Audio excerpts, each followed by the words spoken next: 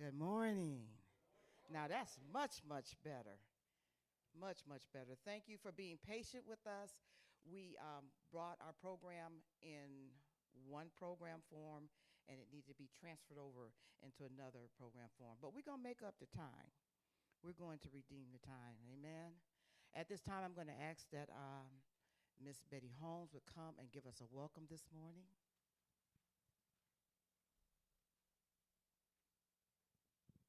Good morning. We're so glad to see such beautiful faces this morning.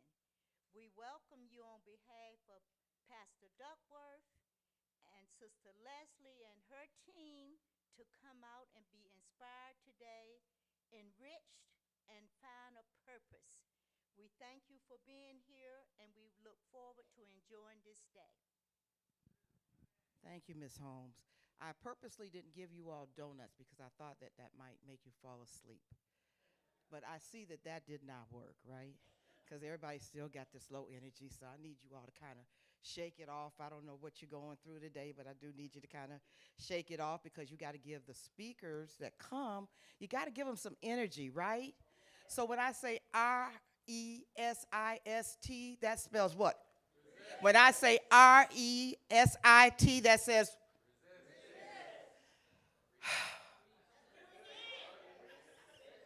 I'm going to try this one more time. Now, I know I don't sound like Aretha Franklin, but I think you all could give me just a little bit more than that. RESIT. RESIT. RESIT. RESIT. Now I'm feeling better. Amen. Amen. Welcome, welcome, welcome once again. We got the welcome from Gethsemane Missionary Baptist Church, but I'm going to give you a welcome from Michigan United, Oakland Forward, the Women's Black Roundtable, Reproductive Freedom for All, Michigan United Action. This morning has put this whole thing together for you, a week of resistance. You know, this was kind of like birthed out of November. Then we got to January and we realized we didn't have a plan. We knew what was coming, but we didn't have a plan for what was coming. So now we're catching up. That's what we're doing. We're catching up. So what we want you to do today is we want you to embrace the things that you're hearing, the things that you're being taught. We want you to stay on the battlefield. We want you to be a part of this resistance because I'm going to tell you what, your grandchildren, your children are going to look you in your eye and say, Mom, Dad, Auntie, Uncle, cousin, friend, what did you do? What did you do? So I want you to be able to give them an answer. Right now we're going to go and we're going to sing our national black anthem.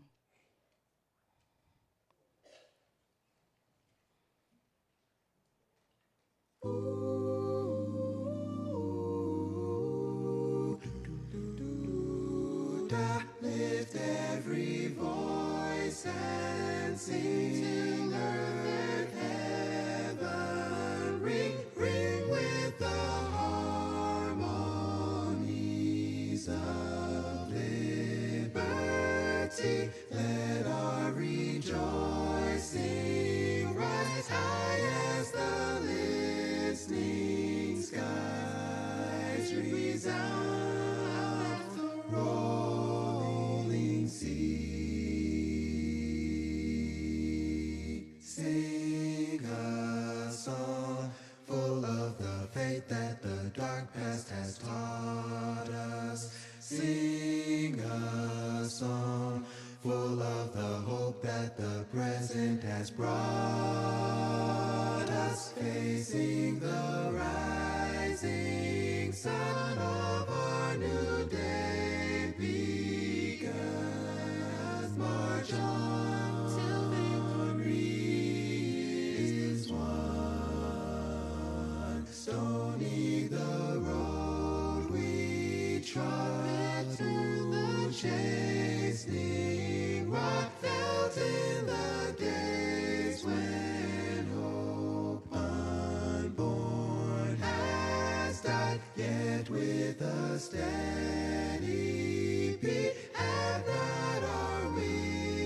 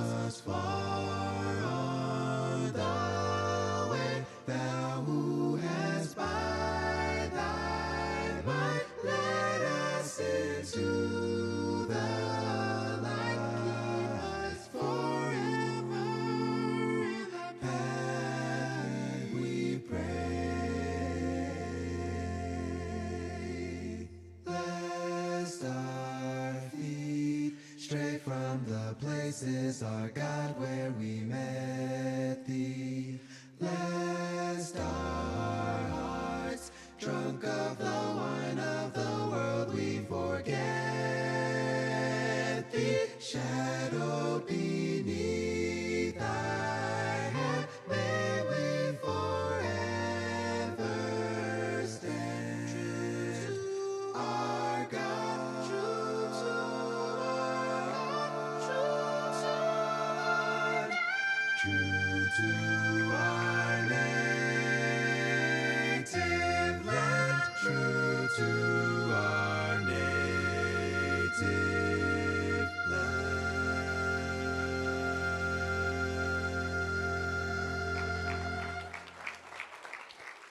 True to our God, true to our native land. What up, though? Ah, that's where we are right now. We're at the what up, though portion of the summit. I want to give you a little bit of logistics for the day. So there are 2 bathrooms, 2 that are located back in the fellowship hall, and there's 2 more in the basement. If you need to go to the basement, you're going to go down the steps and to your left. Everyone that eats today is going to need a meal ticket. So when you signed in, you should have gotten a little gray ticket. Now, we're just going to give you a small amount of food to keep you small. If you would like extra food, you will have to pay for that. But when you hand them the meal ticket, they're going to give you. So if we don't give you enough, then you can go get your credit card or whatever out, and there will be food trucks located outside, and you can buy more. Food is not permitted in the sanctuary, okay? You can have water, but no food. Now I want to do a little bit of community agreements. I'm going to ask him if you come up and help me with community agreements. How many know what community agreements are?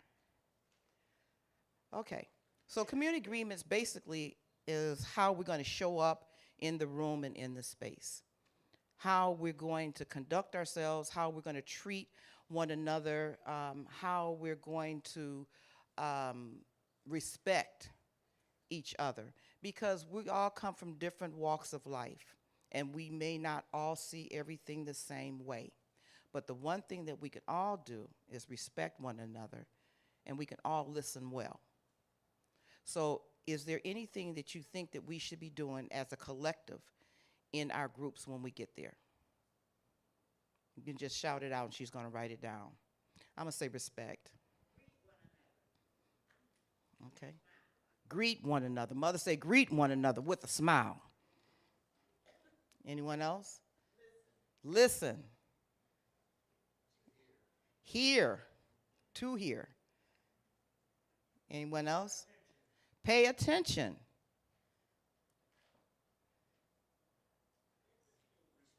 Respect, okay. Empathy. Jargon giraffe. Adonis. Be brave, take risk. Anything else? One mic. Anything else?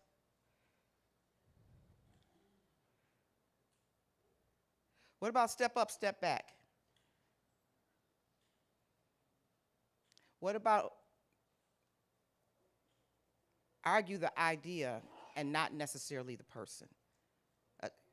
How about that? I don't like to use words like attack because that's just like not a good word. But just if you disagree with the idea and not necessarily with the person. Is that good? Yes, say more about that. So we want people who normally don't talk, we want you to step up. And then people that do talk quite a bit, we want you to step back. That was kind of easy, wasn't it? Yeah. Anyone else? Did I see someone over here? That good? All right. So those are our community agreements. If we run into something else that we think we should add to that, then we're going to come and we'll add that a little bit later, okay? Is that okay? All right, great. Now we're going to hear some excerpts from the Frederick Douglass speech. What is the 4th of July to slaves? What is the 4th of July to slaves? Frederick Douglass. Frederick Douglass, once a slave, became a brilliant and powerful leader of the anti-slavery movement. In 1852, he was asked to speak in celebration of the 4th of July. Fellow citizens, pardon me and allow me to ask, why am I called upon to speak here today? What have I, or those I represent, to do with your national independence? Are the great principles of political freedom and of natural justice embodied in that Declaration of Independence extended to us? And am I, therefore, called upon to bring our humble offering to the national altar and to confess the benefits and express devout gratitude for the blessings resulting from your independence to us?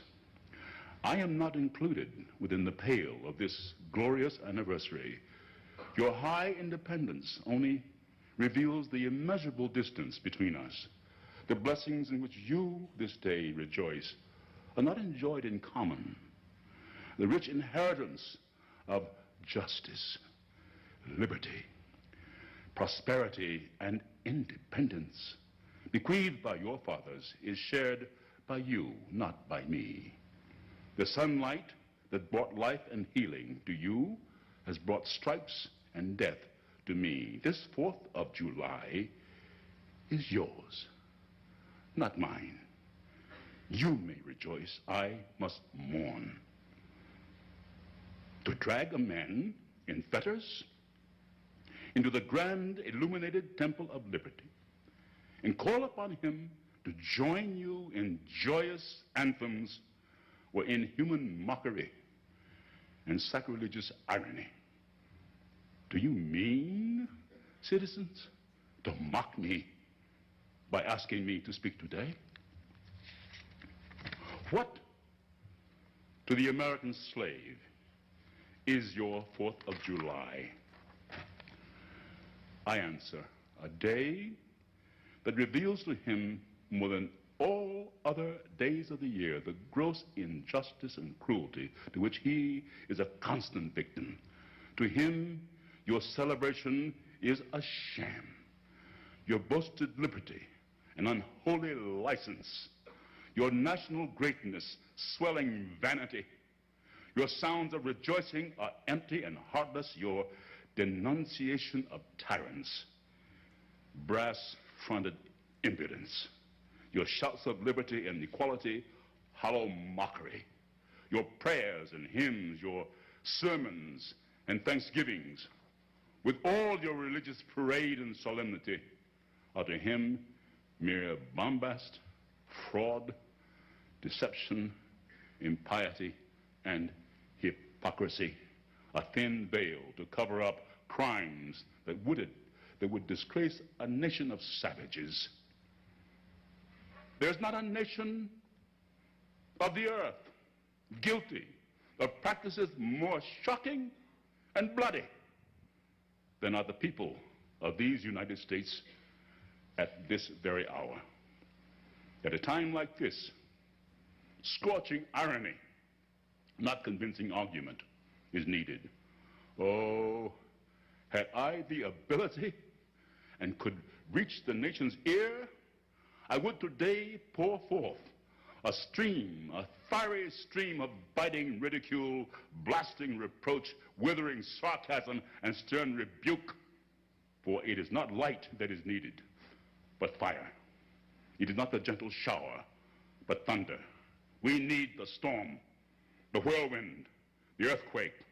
The feeling of the nation must be quickened. The conscience of the nation must be roused. The propriety of the nation must be startled. The hypocrisy of the nation must be exposed, and the crimes against God and man must be proclaimed and denounced.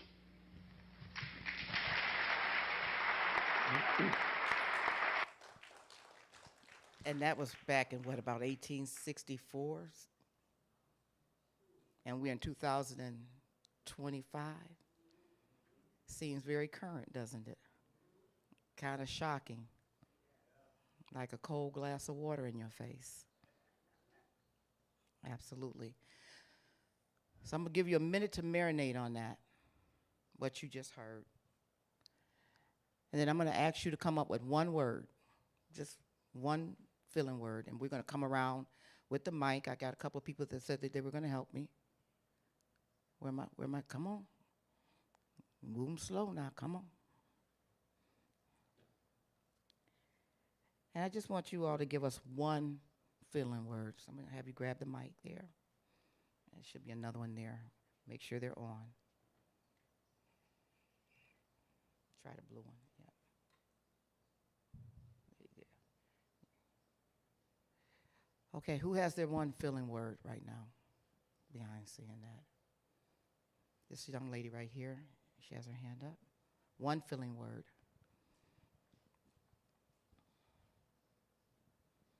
Weeping.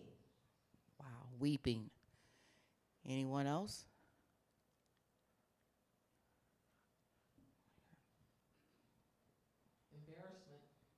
Embarrassment. Embarrassment. Inheritance. Inheritance. It was very powerful, the speech. Powerful. Conditioned. Condition, that's deep. Come on, somebody on this side. Everybody, nobody heard anything on this side. I feel away this side.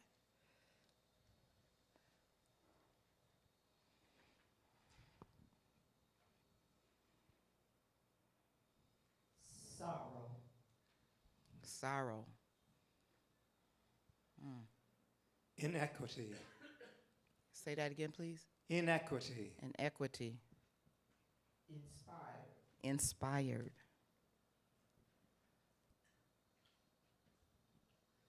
Not heard. Not heard. Ooh.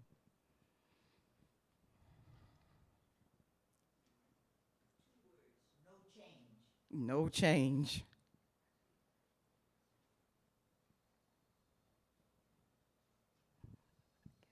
Struggle. Struggle.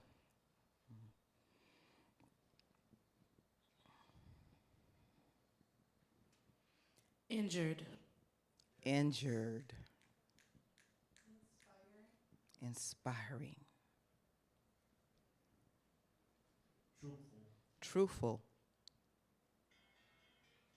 Oh, yeah. Hopeful. Hopeful.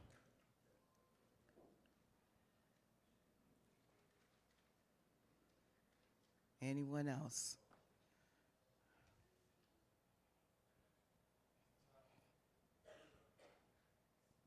Did I hear someone else? How long? How long? How long?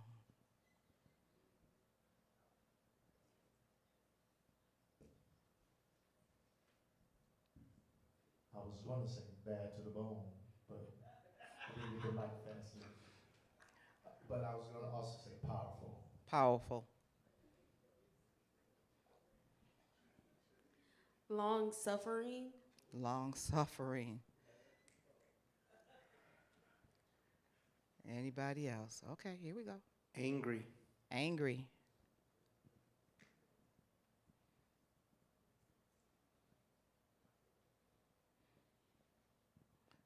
So there is a plethora of emotions and feelings that are in the room, and I think it hit everybody a little bit differently. Like I called it like a cold glass of water, like I call it like relevant, almost 200 years later, and this is where we're at. We still haven't grown up as a country. We still haven't grown up as human beings. Wow. Okay, I got this over here. We got you. We're gonna get you. We're gonna get you.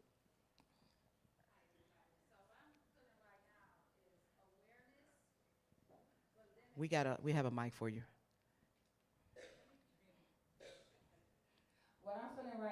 awareness with limited action. Okay. That's about 5 words, but we're going to give them to you.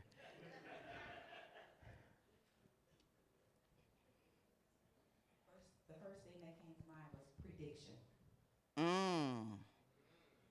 Prediction. Okay.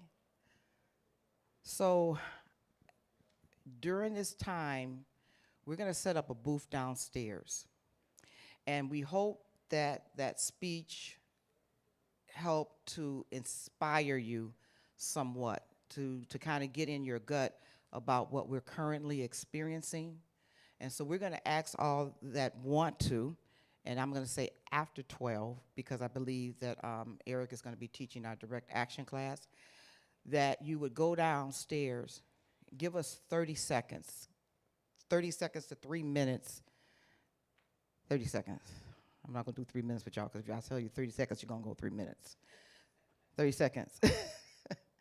As to what the 4th of July means to you, because one of the things that we came up with, a couple of things that we came up with, is we're canceling the 4th of July this year.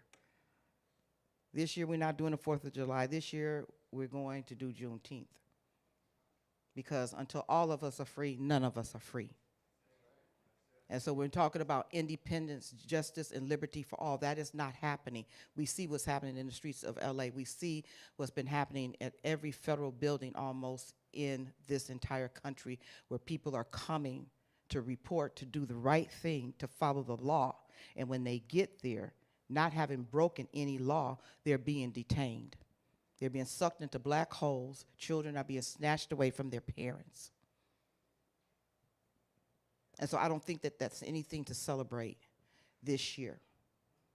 Medicaid cuts, Medicare cuts, defunding education. I don't think that's anything that we should be celebrating on this year. Totally disbanding the CDC, firing everybody, people losing jobs, people being taxed unfairly. I don't think that's anybody want to celebrate any of that? Am I in the right place today? How many are tired of billionaires buying our elections?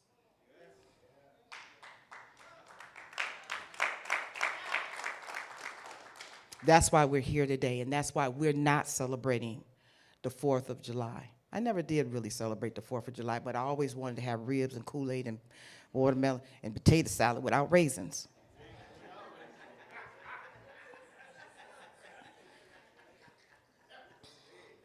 Yeah, with some egg and mustard and sweet pickle, not relish.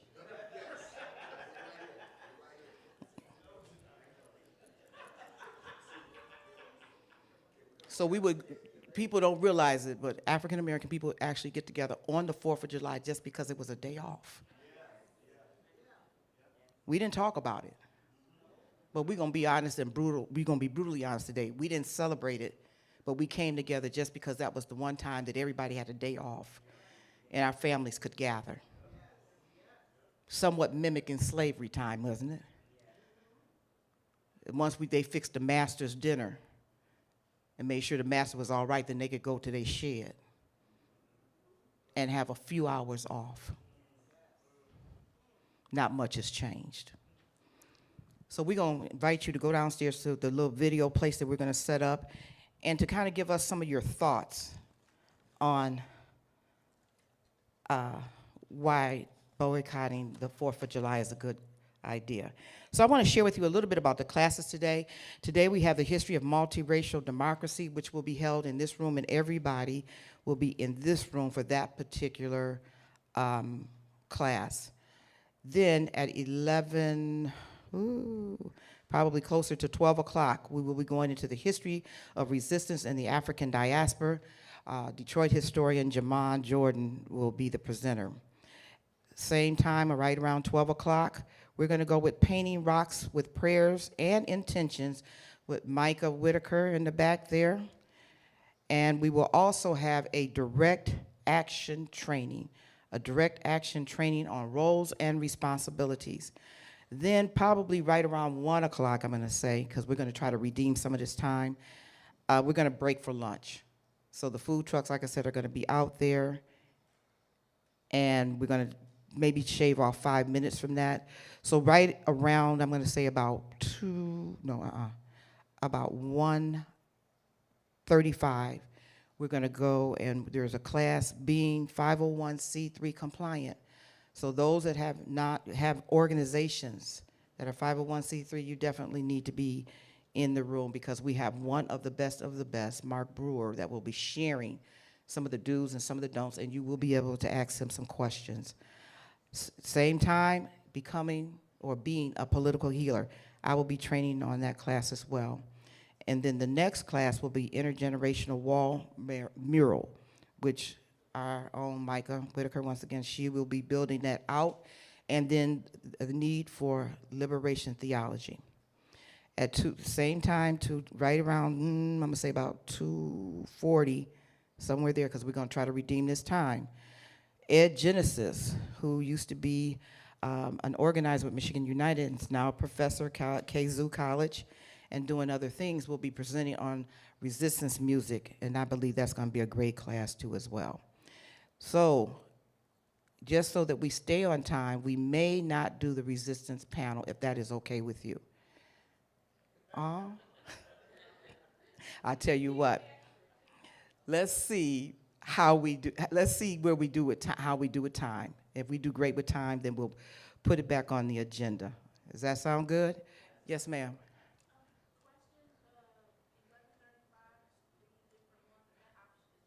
Yep, optional workshops. So the 11:35, the resistance of the African diaspora will be in this room. The painting rocks with intentions will be outside, and then the direct action training will be in the fellowship hall. Thank you for that question.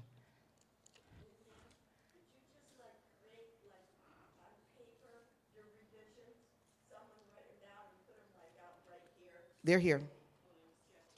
Yeah, we got them. It's on the table. Yeah. No, not with the new times, but we'll let you know. We won't leave you hanging. We promise. So, yes.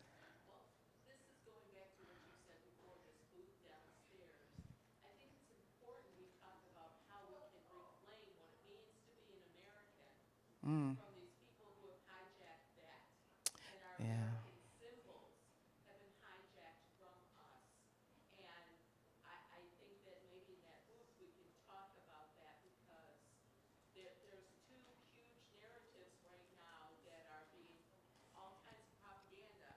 Mm-hmm.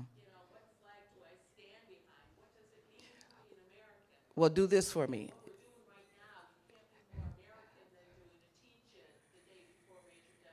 Yeah, do this for me. The booth downstairs is going to be for exactly what I said, but if you have something extra, tell the videographer that you got a little something extra, so that way you can get it out and off, because a lot of times it helps with healing. And so resistance isn't all about violence. Resistance actually is a courageous healing act. Because when you resist, that means you're trying to take care of yourself. So there's nothing absolutely wrong with that, all right? So I'm gonna ask that a good friend of mine used to sign my paychecks, used to give me Hades, helped to make me who I am today in this space, in this work. The founder of Michigan United, Mr. Ryan Bates, founder in Gun Violence in Michigan, Mr. Ryan Bates. He's going to come up and he's going to share with us about multicultural democracy. All right. All right. I'm going to try and do this a little quicker, try and get us back on time. I don't want to be the person standing between you and lunch. So I've learned that lesson as an organizer. I've been an organizer here in Michigan for 20 years, and I'm currently the director at End Gun Violence Michigan. But I used to be a teacher, and I'm going to subject you all to that now. You're my victims today. So we're talking today about resistance, right? And it's easy to think that we're just in this moment, that this moment is unlike anything that's ever happened before, that we're the first people to do this. But I'm going to give you I was asked to teach today about the history of multiracial democracy. Now, that is an enormous topic, and Elder Leslie is going to be sorry she asked, because it requires tracing the history of two tremendous ideas. One, the idea of race itself, and two, the idea of governance. Who rules? Who makes and who takes? And what we're going to see over this little slideshow is that these two ideas are intimately interlinked and depend on each other. And that our work of resistance today has been occurring for, I'm counting back 1,000 years. We're going back 1,000 years. Okay. I'm out of time. I'm behind on time, so I'm going to skip the talk amongst yourselves. We're just going to shout it out. When I say race, in your mind, what is it? What is race? There's a human race, okay?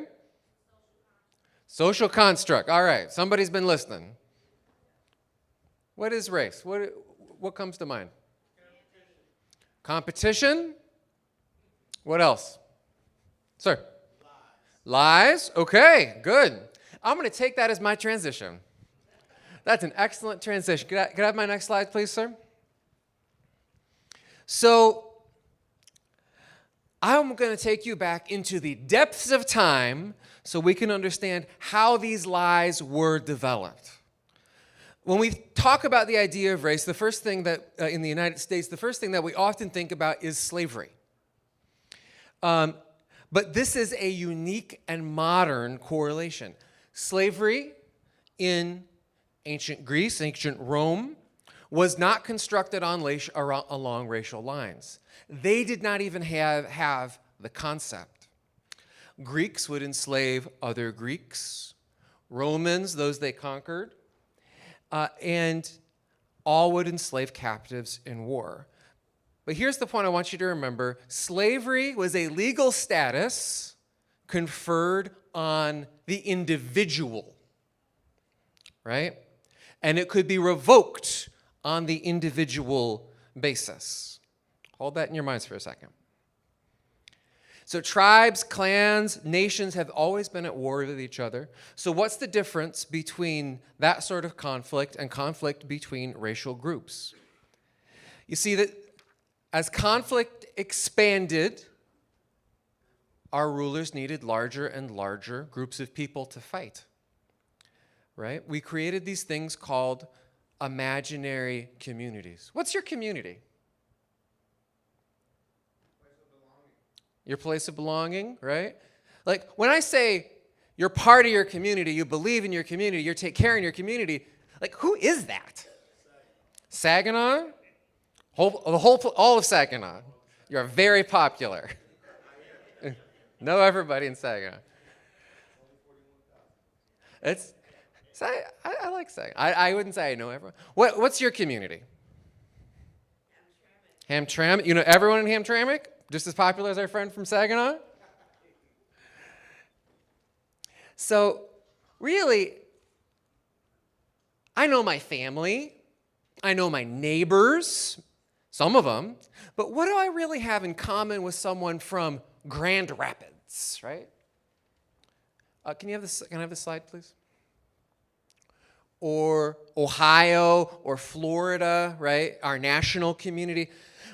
The reason I feel affiliation with any of these people in the way that I might feel with a neighbor is a unique human faculty called imaginary communities. These communities are built by political power to aggregate power and money, cities, regions, states into nations. They're created through shared symbols, rituals, language, and holidays to make people believe they're part of something. A sports team is actually a really good example of this, right? It's something that we've just made up, but feels very real, right? The community of your sports fandom. So race is one of those imaginary communities. What does a Irish fisherman hanging on the edge of the Atlantic have really in common with a Russian peasant farmer 1,000 miles to the east on the steppe? In America, we would call both of those people white. For that matter, what does a Yoruba speaker in Nigeria practicing an indigenous religion have in common with an Ethiopian Christian 1,000 miles away? In America, we would call the descendants of both of those people black. So I want to get to the moment where the construction of this idea starts. You could give me a slide, please? The year is 1100 and we are about to start the Crusades. Who's ready for the Crusades? What happened during the Crusades? Anybody? Slaughter. Okay, I'm going to take that as my transition. The Muslim Turks have conquered the Holy Land. They've conquered Jerusalem. The Catholic Pope is on tour going around Europe convincing knights and peasants and everyone to join an international holy war. Why is he doing this? Well, the Holy Land isn't just the Holy Land. It doesn't just have religious significance. It is the heart of the world. It controls the global trade routes from the East and from Africa. So what were the 3 gifts the wise men brought to Jesus? Gold, frankincense, and myrrh, right? These were the luxury goods going through Palestine at the time. Gold from Africa, frankincense from India, myrrh from Aram. So if you control the Holy Land, you control that trade. You also control the pilgrimage routes. Right? This is where tourism comes from, as pilgrims coming back and forth.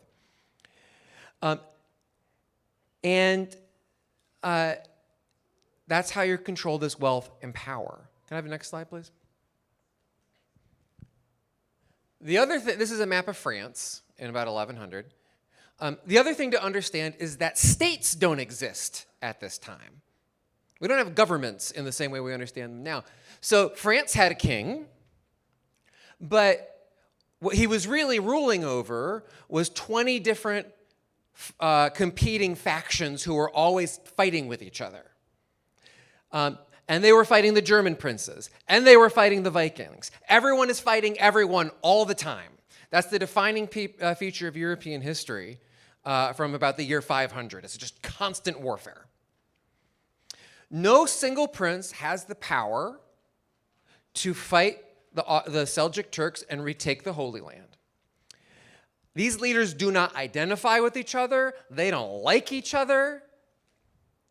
So how is the Pope going to mobilize an army big enough to reconquer the Middle East? He decides to create a new identity to mobilize this army.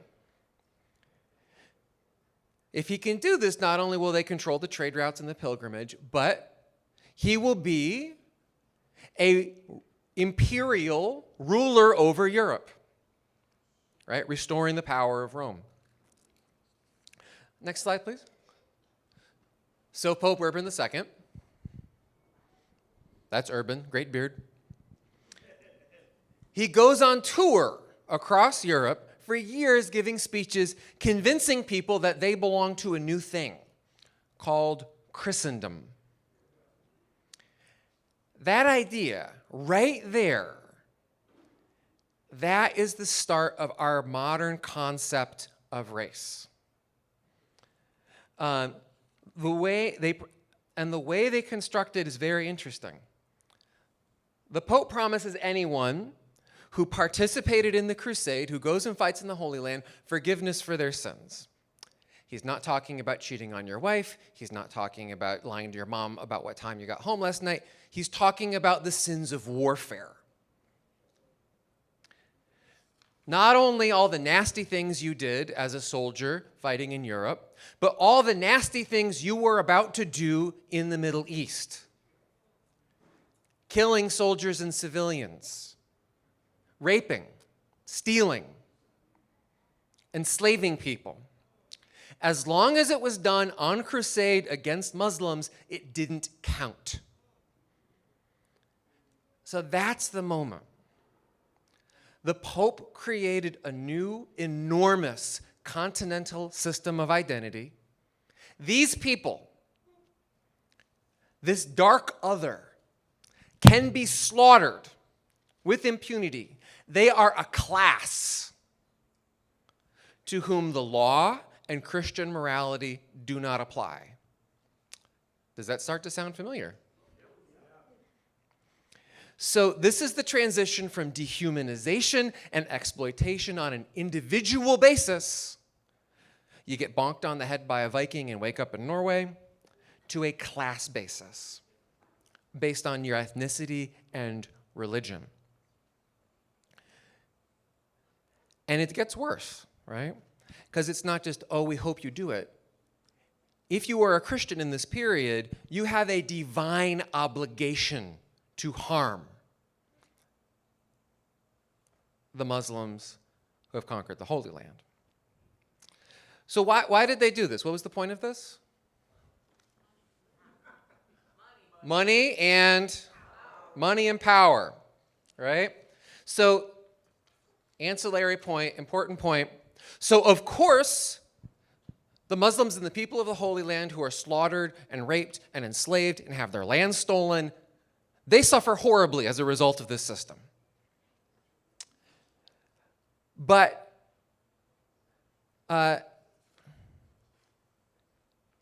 however, huge numbers of these European Christians lost their lives as well, mostly on foot, walking to the Holy Land. There was even a children's crusade. Children got together to go on crusade. They all died. So my point is that this idea of race, in this case, the proto-idea of Christendom, is not just as a tool to exert violence on someone else. It is a tool to exploit other people to commit that violence. In this case, to convince tens of thousands of European Christians to march halfway across the world to their deaths. The Pope was not out there swinging a mace. He was back in Rome, drinking wine, waiting for the check to clear. Does this sound familiar?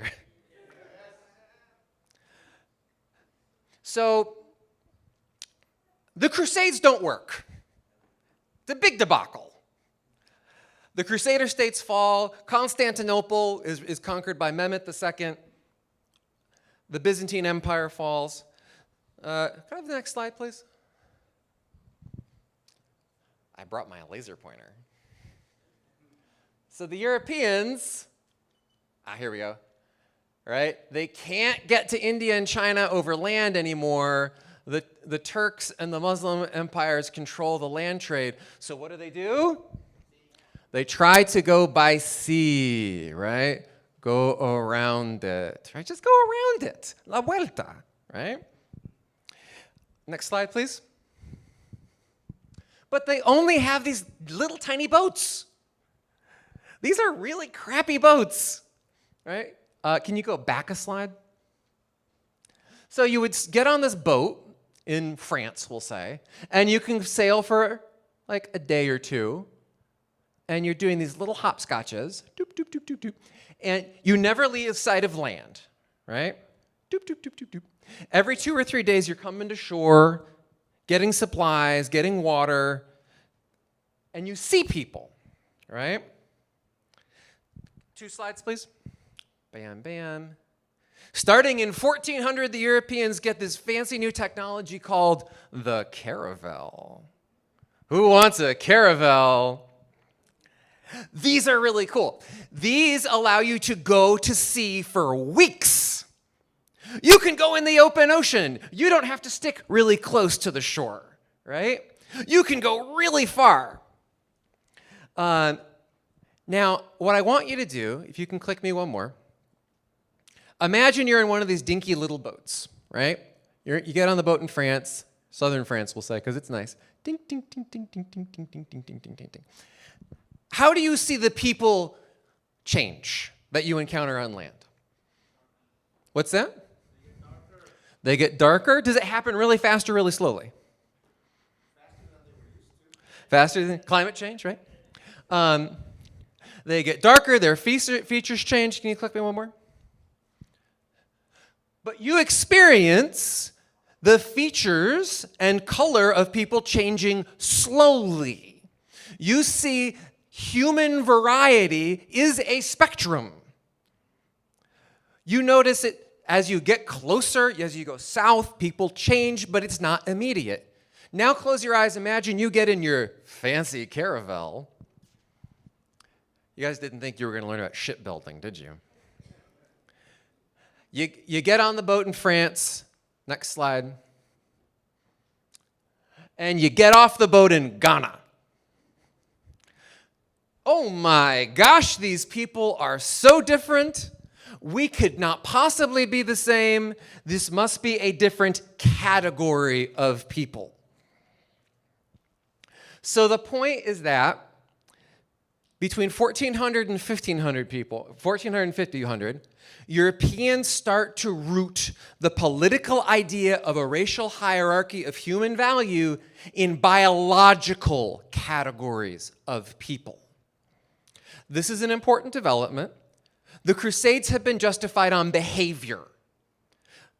The Muslims are killing the pilgrims. They've taken Jerusalem. But behavior changes, your enemies change, politics changes. If you can root your hierarchy of human value in biology, you can justify exploitation permanently. So this is the moment when we start to really develop the modern idea of race based in biology. So this is all going very convenient for the Europeans. They've got their nice ships, their silk, they've got their spices. Can I have the next slide, please? Now what happens in 1492? Columbus, quote unquote, discovers America. What happens is Columbus gets lost, right? He completely miscalculates the size of the earth, which has been known since ancient Greece. And he's trying to get to India. He ends up where? In the islands of Hispaniola, which is today Haiti and the Dominican Republic. Like most Spanish explorers during this time, what is Columbus interested in? Gold, right? And he encounters these people over here, the Taino and the Arawak. He doesn't find gold. He spends a lot of time running around trying to find the gold. No gold. But he does write down in his journal, these people will make good slaves. Because he has come primed with the ideology of a hierarchy of human value from Europe, from the Crusades, and in Spain, the Reconquista, the Reconquest. So they come back. They set up colonies, the Spanish do, primarily focused on searching for gold, and to do that, they enslave the local population. Within less than a decade, the Taino and the Arawak are all gone. They're all dead, completely wiped from the face of the earth. We have basically no record of their culture, language, beliefs, nothing. And we see this pattern repeat in various forms throughout the colonial world. Europeans show up with guns and steel and enslave the local population to work in resource extraction and agriculture. The explorers don't really find gold initially, but they do find something that is more valuable, which is sugarcane and tobacco. At this time, European food really sucks. There's only one spice native to Europe. It's mustard. Right? What's that? Is what? They've got paprika now. Right? So, and imagine food that we're in a cuisine where sugar does not exist. Hey, Donovan. So slave plantations are quickly set up to exploit these resources, particularly in the Caribbean. Sugar becomes the world's most valuable commodity and this incredible source of wealth, particularly in Brazil and in Haiti. Later, the Europeans do find some gold, but the big thing they find is silver. Click me one more. This, who watched Black Panther? Right? What's the source of the power in Wakanda? Vibranium, right? What's the vibranium? Where's it come from? It's a mineral, right? It's this huge mountain of this like all-powerful mineral, right? That's actually real. That's modeled after this place called Potosi, which is this enormous mountain of silver. Labor gangs of enslaved Native Americans, tens of thousands, were sent into these hellish mines for hundreds of years to extract silver. And they either were worked to death or they were poisoned because, does anyone know how silver is refined? Mercury! You thought this was going to be uplifting, right? It gets more uplifting later. We've only got 400 more years until it's uplifting. So this mine is still active today. Anyone want to guess how much value came out of this mine? Higher. Today's value. Between $70 and $100 trillion. It's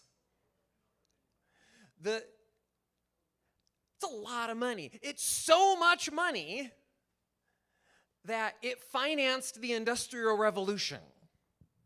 It's so much money that Spain suffered out of control inflation for years because they had too much money. And it was all mined through forced labor. So I want to take a detour here to talk about the Native American genocide.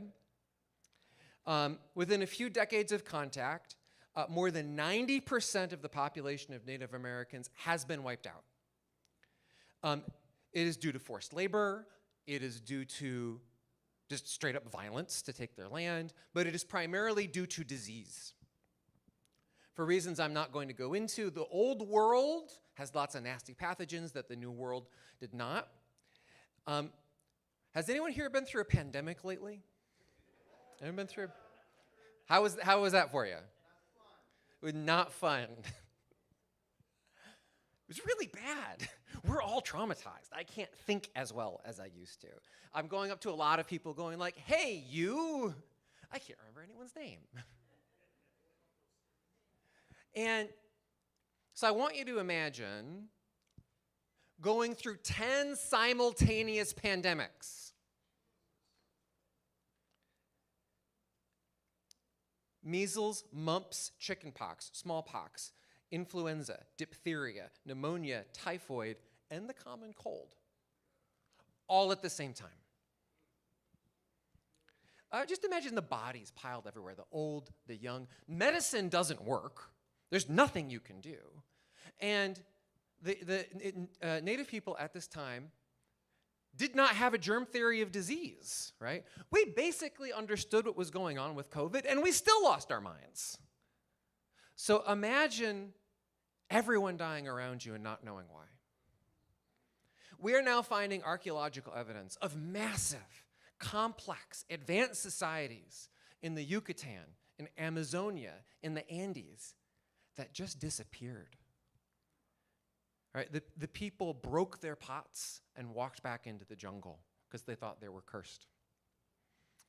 This is why, slide please, Hernando Cortez was able to conquer the Aztec Empire with like 100 guys. They were going through a mega pandemic and their whole society was collapsing, right? So early European colonists were able to simply take these enormous stretches of depopulated land, 90, in some cases, 100% mortality. that means that they're able to set up their colonies with a lot less resistance. The Europeans, by the way, have no idea what's going on, right? They're horribly deformed by racism and just assume that the native people are weak and sickly.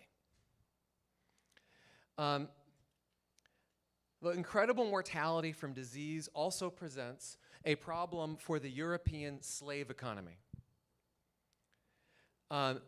They have either killed or disease has killed all of the native people that they would like to enslave near the areas of plantations and mines.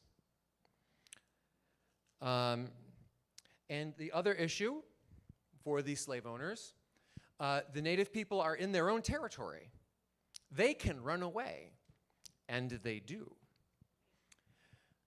Plantation owners during this period are constantly complaining. They are very offended about their problems of their enslaved native people running off and freeing themselves. Why won't they just stay enslaved? So how do the owners of the European plantations and mines solve this issue? Next slide, please. The African slave trade. There has been a long-standing slave trade with Africa. Actually, only about 6% of African slaves are brought to North America. Most are sent to work in the Caribbean and Brazil.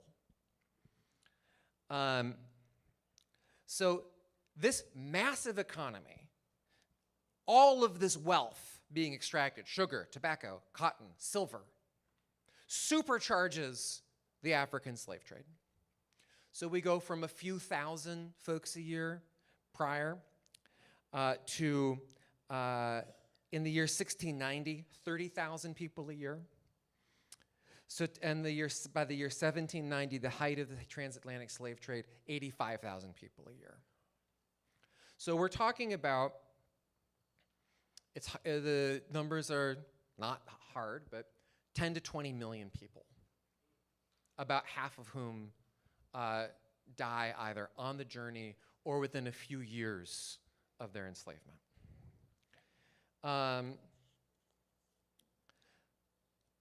The European plantation owners think they've solved their labor problem. Right? The Africans are from the old world. They have immunity to many of these diseases. They're not from the area. But the conditions, as I'm sure you know, in these plantations are brutal and horrific and beyond inhumane.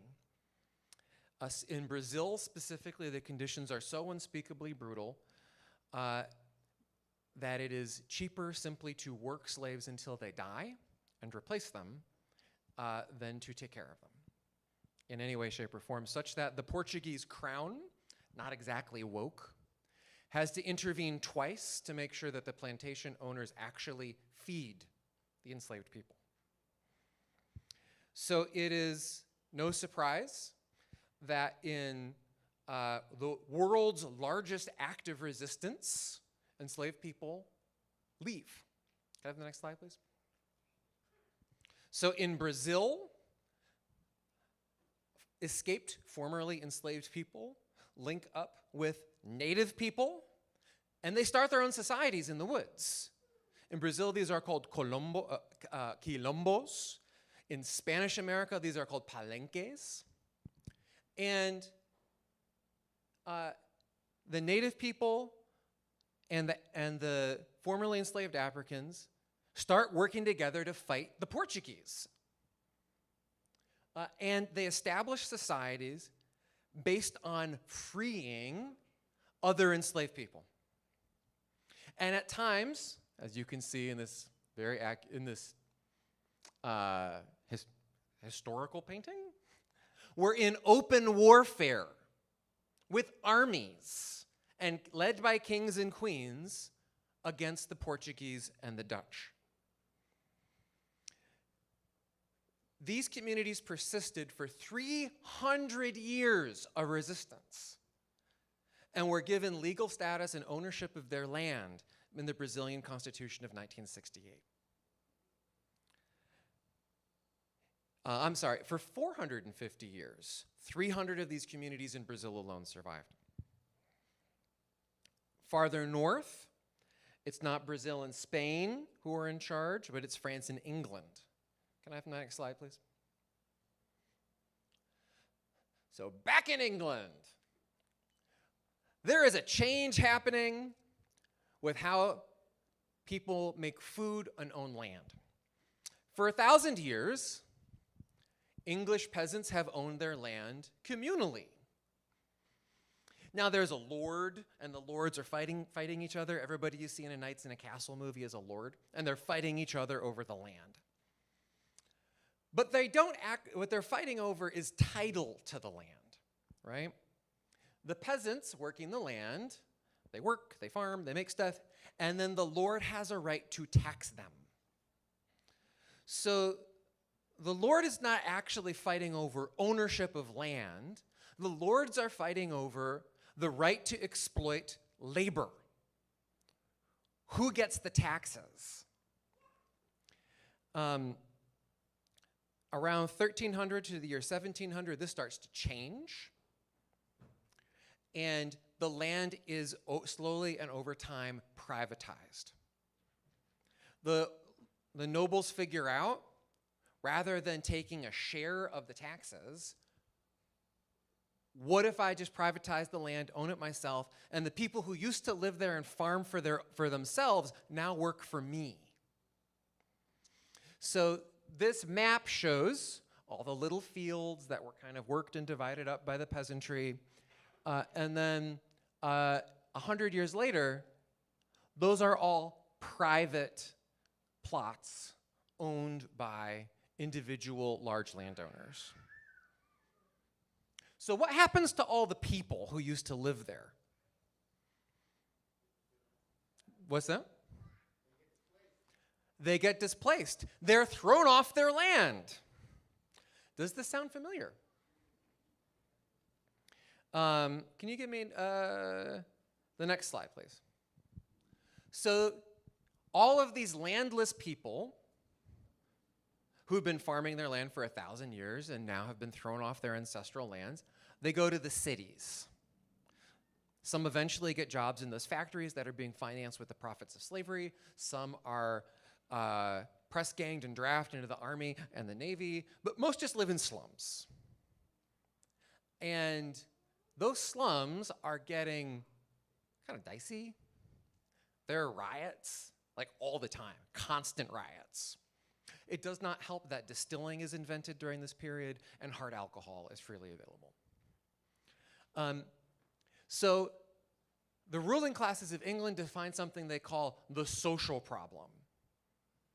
And the social problem is the question of, oh my gosh, our cities are filled with angry poor people who are about to burn the whole place down. What do we do with them? What do you think they did with them? What's that?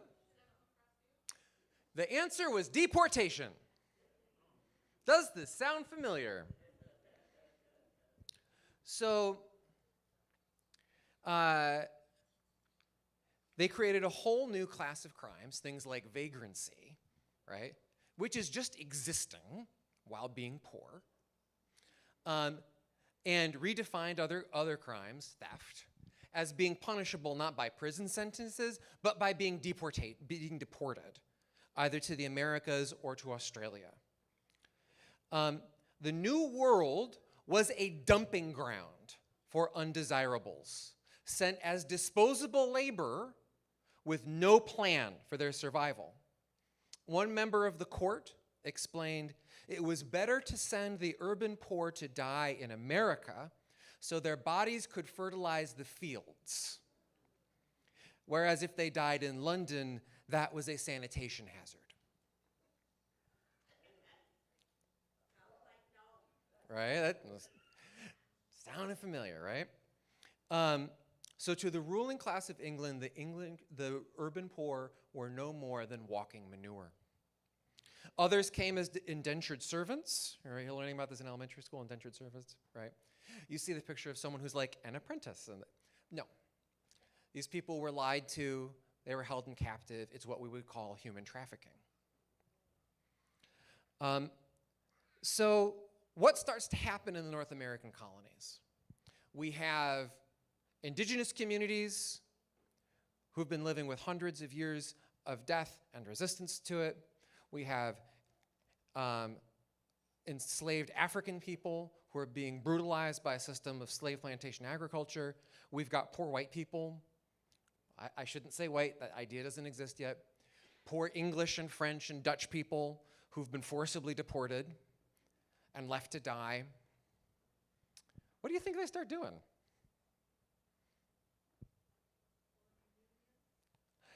Well, I got form a union over here. I love your optimism. Just like in Brazil, these communities, these folks start to run off into the woods and form their own communities of resistance. Indigenous people, formerly enslaved African people, poor white folks start forming alternative societies. This is a big problem for the landowners. There's relatively few landowners and a whole lot of these other folks. They are vastly outnumbered, and the king's army is really far away. So the landowners come up with a plan. Would you give me a next slide, please? This is the Virginia House of Burgesses signing the first race laws in America. They would utilize our old friend, the racial hierarchy of human value. Over about 20 years, the colonial powers, started by Virginia, pass a series of laws that ban interracial cohabitation, ban interracial marriage, restrict the rights of Black and Native people, and finally in 1722, Virginia passes laws that excludes Negroes from public protection, meaning they are beyond the law. So what's important here is not just the first laws to regulate racial relations. These laws define and create the categories of race as we understand them today. Can I have the next slide, please? In Spanish America, they do something similar. This is the casta system, right? They have this really nice grid. It's very scientific looking, right? They define people and their political and economic rights based on your percentages of Spanish, Native, and African blood. And each of these little boxes has different political rights. So what's the point of doing this, right? On the left, we talk about the ruling class trying to divide us. But often we kind of mean it as a metaphor. But no, the ruling class has literally divided us into boxes. And we see this repeatedly throughout American history.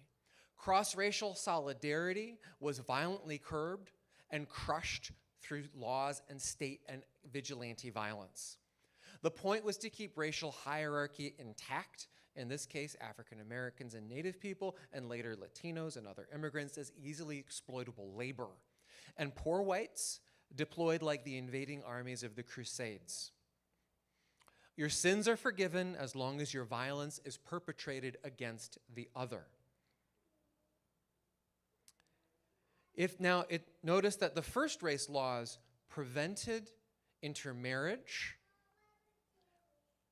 Right? It's impossible to produce this it's impossible to police this false distinction of race if people get together and having children that they can't put into either category. So this is to maintain the power of the large landowners. And you'll notice that all the signers of the Declaration of Independence are from that class. Right? They own plantations. Washington, Jefferson, our buddy Hamilton, plucky lawyer, excellent rapper, he married into that class. Right? The Schuylers were plantation slave owners. So we are headed now into the Civil War period. So history is driven by changes in technology and that create changes in the economy. So what happens during this period in America is the Industrial Revolution. All those profits, right, from all the plantations and the mines, that is transformed by English banking houses into capital that finances the Industrial Revolution. And that creates a new class in England, in France, in America, of the guys who own the factories, the industrialists. And they wanted in. They wanted the power to govern America. But America was being governed by the plantation owners. So how do you solve this power problem? One way to cripple the power of the plantation owners was to ban slavery. If you ban slavery, you destroy the economic foundation of the power of the planter aristocracy, paving the way for the industrialists, the guys who own the factories, to be in charge.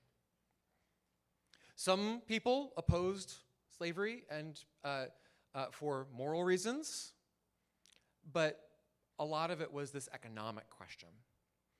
This doesn't make them good or bad necessarily. I mean, a lot of them were bad. Like, we call them satanic mills for a reason, but it makes them strategic. So in this moment, there is some space where the old hierarchies can start to break down and the social contract of racism can be renegotiated. In some areas during the Civil War, could I have the next slide, please? Free black people and poor white farmers and Matthew McConaughey, they come together to actively fight white supremacy. And they're explicit, right? The boss, the guy who owns the plantation, is exploiting all of us. So let's burn his house down. That's what they said. That's not what I'm saying. I would never say that, especially when I'm being recorded. And after the Civil War was won, and during the period of Reconstruction, all across the former South, free black people who now had the vote came together, in some cases with white workers, in some cases with small white farmers, in something called fusion politics. This was particularly important in North Carolina. But after 10 years of Reconstruction, the different ruling classes strike a deal, right? The political rights of black folks are maintained at the point of Union bayonets. At the end of Reconstruction, the troops are withdrawn, and the deal is the industrial class, the owners of the factories, they're going to be in charge of the country. But the planters, the old aristocrats, the guys who own the plantations, you can still run the show in the South. Just keep it down there.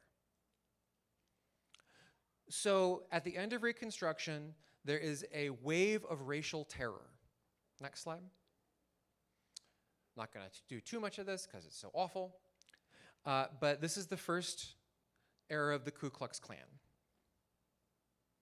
Lynchings, burnings, the destruction of black institutions, and the theft of black land. In the aftermath of the Civil War during Reconstruction, many free black people got title to the land that they worked. In this period, it was stolen. This is a crowd of white people in their Sunday best attending a lynching. So this wasn't just about racial hatred, right? This was about reestablishing the economic relationships in the South. Who's in charge? So this is where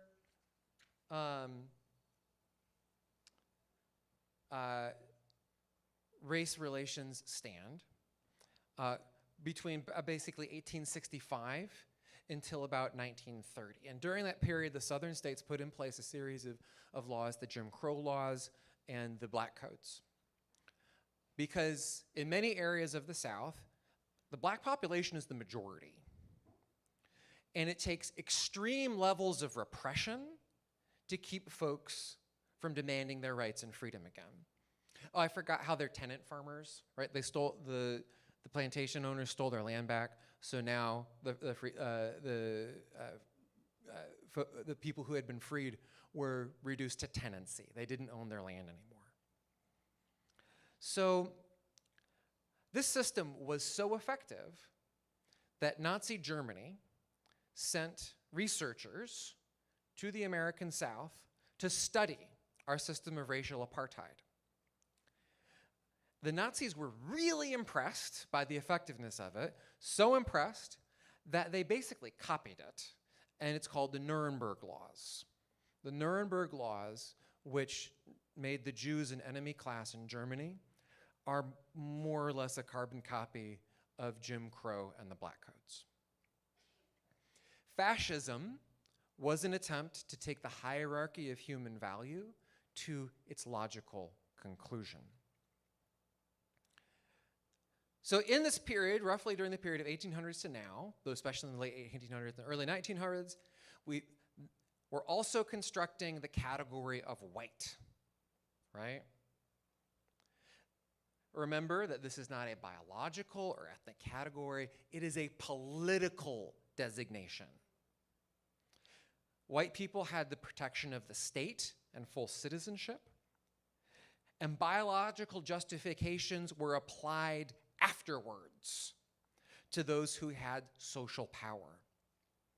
Originally, this term white was applied to Anglo-Saxon Protestants living in the East who were freeholders of their land. My ancestors in Appalachia, the hillbillies, were not, hillbilly, were not initially considered white. They were racially suspect. They weren't white. This is because they were independent, living in the hollers and in the woods, and not part of the political structure. And they also were engaged in interracial fraternization. Remember all the enslaved people and the natives who escaped bondage? Where did they go? They went to the hills, right? Hanging out with the hillbillies. That's where the free settlements were. So this is where some of the first distinctly interracial American hybrid culture begins to take shape. Some stuff that now we code as being very white is actually a result of interracial exchange. So square dancing, that's a combination of Scots-Irish, hillbilly, Native American, and various African dance traditions, right, that came together in the Appalachian Mountains. Bluegrass and later country music are hillbilly takes on the blues. So, though we now view these as very distinctly white art forms, they were, at the beginning, actually interracial acts of resistance. This has all been erased from our collective memory because the idea of whiteness requires segregation and cultural purity because it is grounded in a false lie of biology, right? If it's biological, it's inherent. So Appalachians became white during the period of Andrew Jackson and the Jacksonian Revolution in politics because they got social power, right? Once Andrew Jackson gave Appalachian whites social power, they became white. Similarly, many European immigrants who we would now consider unquestionably white were not considered so at the time of their immigration. Dark-skinned Southern, ooh, did I forget that slide? Hey, can I have the next slide? There we go. Dark-skinned Southern Europeans, particularly Catholic Italians, Orthodox Greeks, were not white. Slavs, like my ancestors from Poland, so not white. Jews, definitely not white. So all of these groups became white progressively as through the urban political machines like Tammany Hall, they gained social power. And it wasn't just something that happened, it was an actual process that the government organized. The ruling class offered new immigrants a deal. You give up your ethnic heritage and become white, and you get social power. So the education system, the health system, social workers, and labor systems were set up to intentionally erase the ethnic culture of the peoples of Europe and turn them into white Americans. Their languages were suppressed and forgotten. Schools discouraged children from eating their own ethnic food. They told them it was literally unhealthy and that spices would kill you.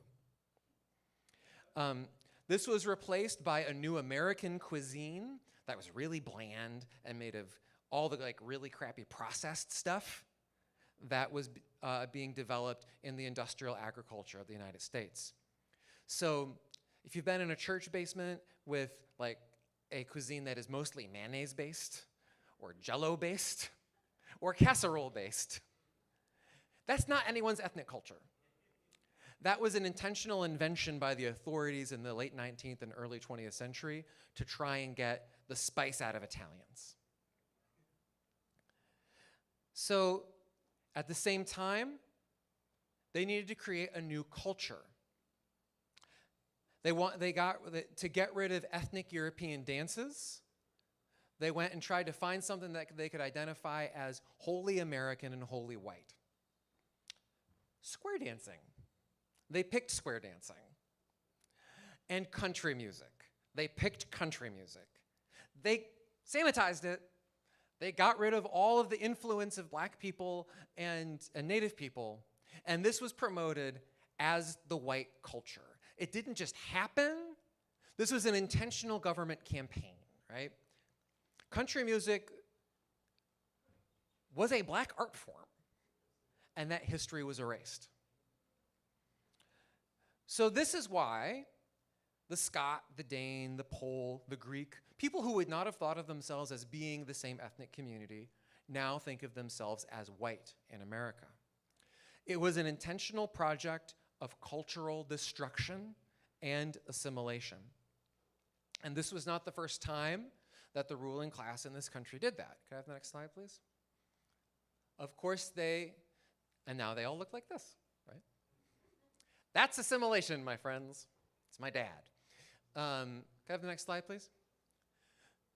This process of cultural destruction was first practiced on Native American communities through the reservation system and boarding schools, which operated here in Michigan until 1970.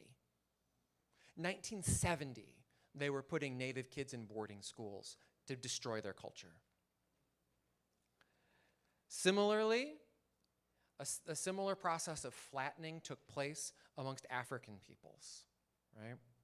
The many varied cultures of the African continent were collapsed into a different category we now call black. Their culture stolen for the purposes of political control and to steal their labor, right? Native culture was destroyed to steal their land. African culture was destroyed to steal their labor. Now, none of this makes any rational sense, right? That's why the census form is a mess, right? Are Hispanics white or not? Are Arabs? These are all made up political categories, and that's why the census form changes all the time based on who has social power. This insane project of constructing these false categories for the purpose of political control. Okay, we're almost to the civil rights movement. We're almost there. I'm not going to give a talk on the civil rights movement because you're going to get one later. But I will simply say that as the result of generations of leadership. Could I have the next slide, please? After the Civil War, struggle, resistance, organizing, sacrifice, formal legal segregation, legal Segregation and formal legal racism ended in the United States with the signing of the Voting Rights Act in 1964, the Civil Rights Act in 1965, and the Immigration and Nationality Act in 1965.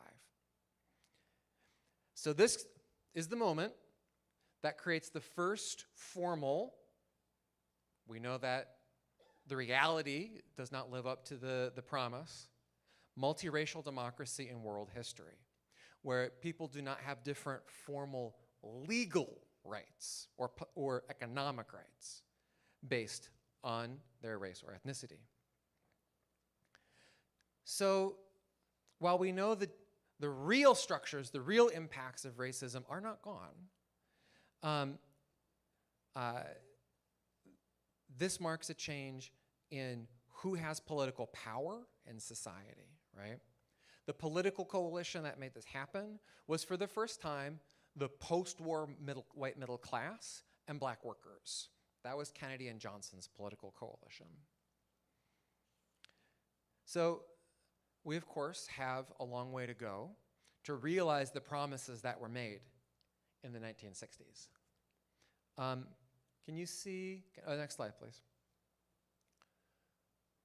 What we see today is a direct counter-reaction to these ideals. Trump and his movement are attempting to reassert these broken values, that there is a group, his group, who the law protects, and another group who the law controls. That's us. You can see it quite clearly. Your sins will literally be pardoned if you are using violence on behalf of the ruler. If you're poor, you're an immigrant, you're black, you're gay, one false move and you are being disappeared. Heck, even U.S. senators are getting the cuffs slapped on for being disrespectful. It's hard to see through the day-to-day outrages to the heart of the matter. Could I have the next slide, please? But here it is. Democracy is the one tool we have to fight back against this 1,000-year story. We just did it. We just did 1,000 years of history. The whole 1,000 years I've described to you is the same process over and over again. The powerful use of the idea of race to deem some people disposable so they can be killed and exploited, their land, their wealth, their labor stolen, and then the suckers who win the consolation prize of getting to stand one step higher on the ladder, they get the privilege of holding the shackle, the noose, the baton, or the riot shield. Our masters are laughing all the way to the bank. And we are all dehumanized by it. And a multiracial democracy is the only system we have that allows us to say no. We can get off this merry-go-round of suffering. Our lives do not have to be built on a foundation of skulls. We can work together and fight for a society of abundance and dignity. We can destroy the pernicious lie that your success, your abundance, your joy, your flourishing comes at my expense. Quite to the contrary, my joy and my flourishing depend on yours. Through the tools of building a multiracial democracy, we have the ability to stand against a society that is structured by greed and hatred, as it has been for the past 1,000 years.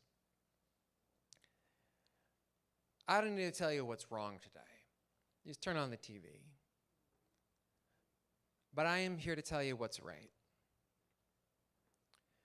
The only way this ever changes is because people like you get up and organize and get in the streets.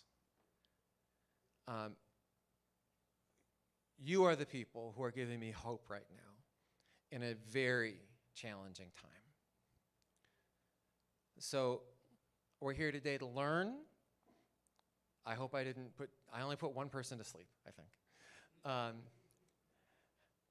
But I want you to carry this context with you, this horrible chain that we're trying to break, as you learn your skills later today about how we break those chains. Thank you.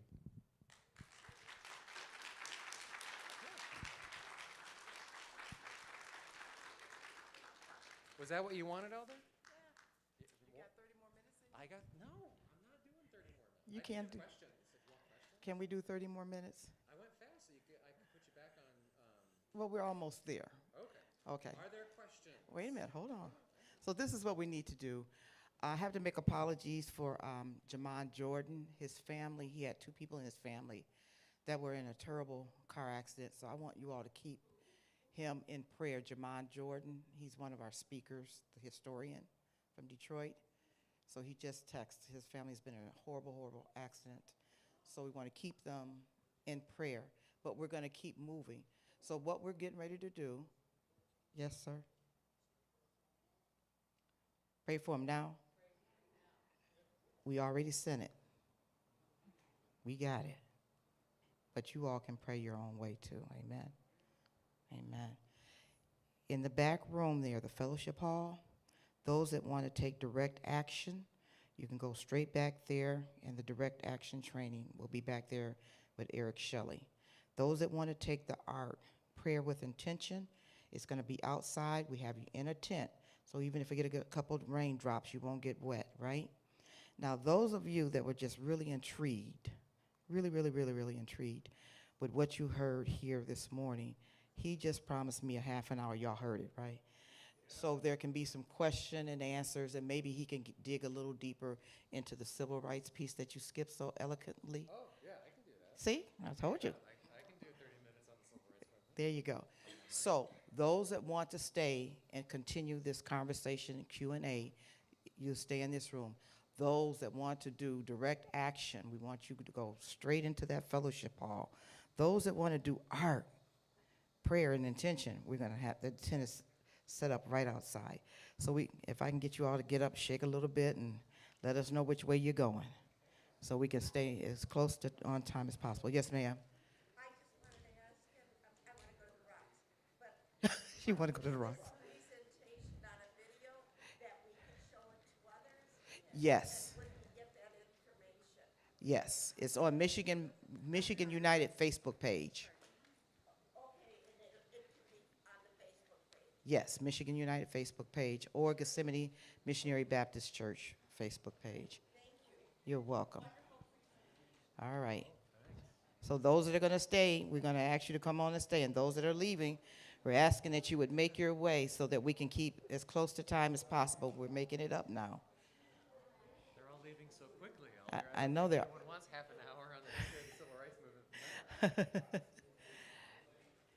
And if there's any that's going to stay, just move up a little closer so we kind of know that you're going to be here.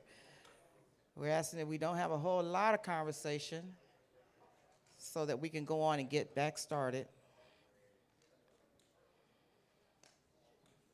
See, you didn't bore everybody.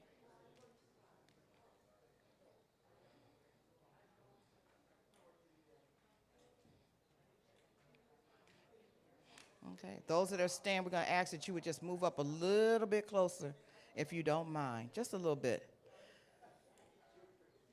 Make it a little bit more intimate, okay? That would be phenomenal. Adonis, you standing here?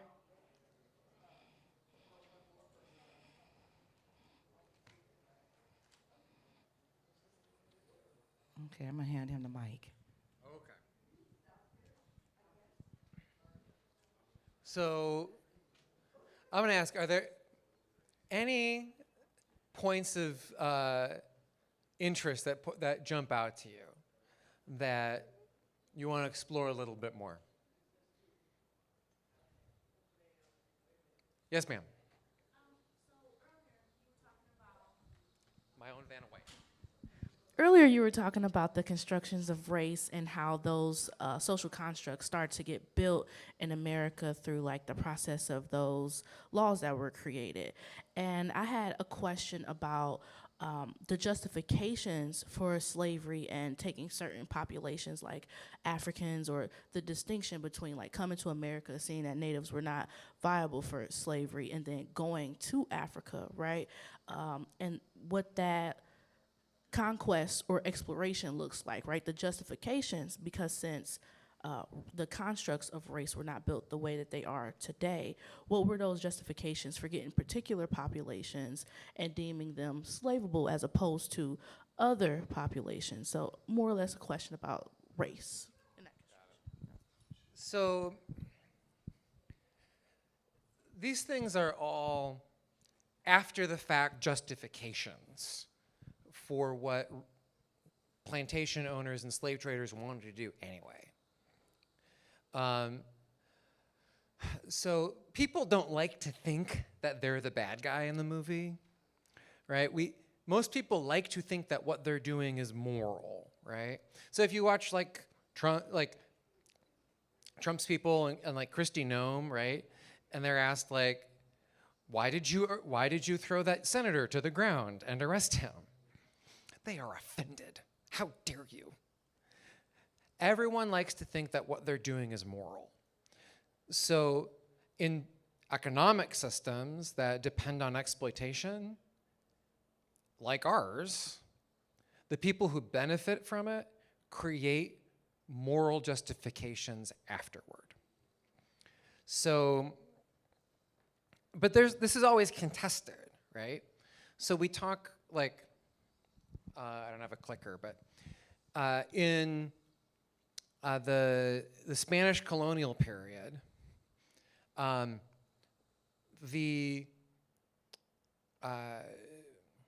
what's the word? The racial discourse is really bad, right?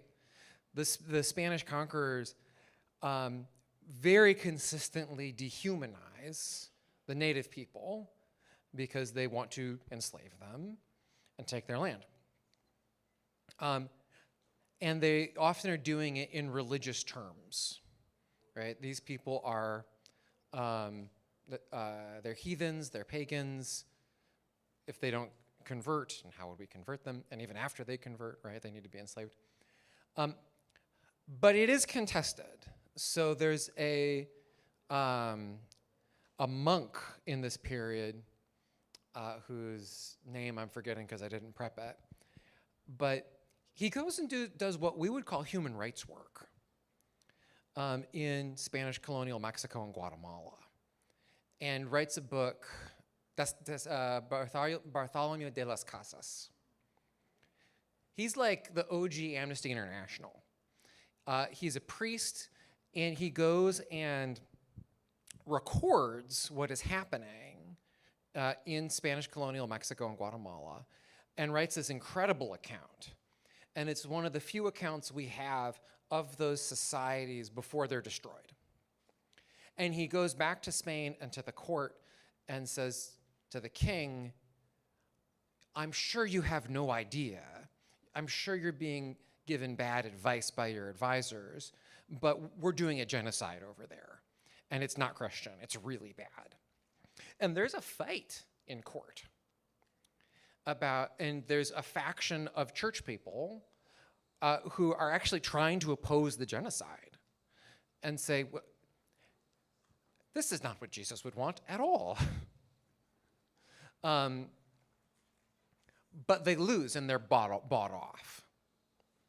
There's so much money at stake that the Spanish crown sides with the plantation owners and the elements of the church that want to continue the exploitation.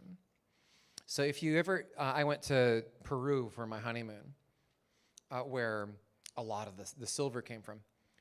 If you go to the churches in Cusco and in Lima, it's just pure silver. Like, imagine a room probably 10 times as big as this. Everything is covered in silver. And that's how the church got bought off, right? And you have to imagine every time a ton of silver, every time an ounce of silver comes out of the ground, that's a ton of ore. Imagine all the backbreaking labor and the death that happened. So, in answer to your question,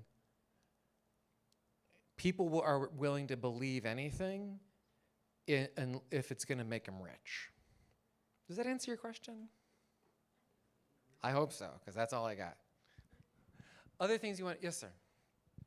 You didn't identify which church was perpetrating these crimes. Which church?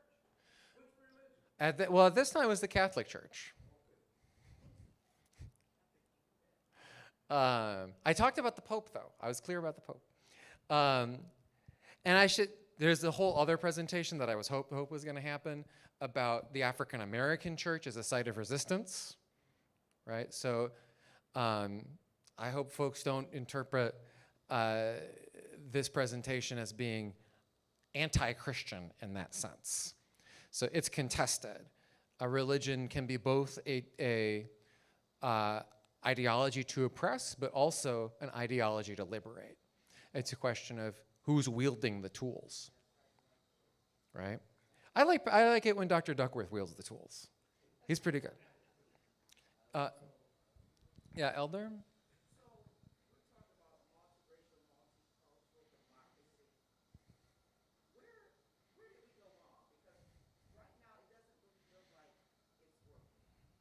Where did we go wrong? So I would identify 2 points. One is it's funny how history is kind of contingent. Lincoln is this really interesting character. Lincoln goes into the presidency not an abolitionist. He goes into the Civil War not an abolitionist. When Lincoln freed the slaves, he didn't free anybody. The Emancipation Proclamation only applied to the Confederacy. The border territories, Tennessee, West Virginia, Kentucky, were allowed to keep slavery, to keep them on side in the war. Slavery was only abolished in those territories as a result of the Reconstruction Amendments. But there's this very interesting thing that happens between Lincoln is he is radicalized by Frederick Douglass, primarily.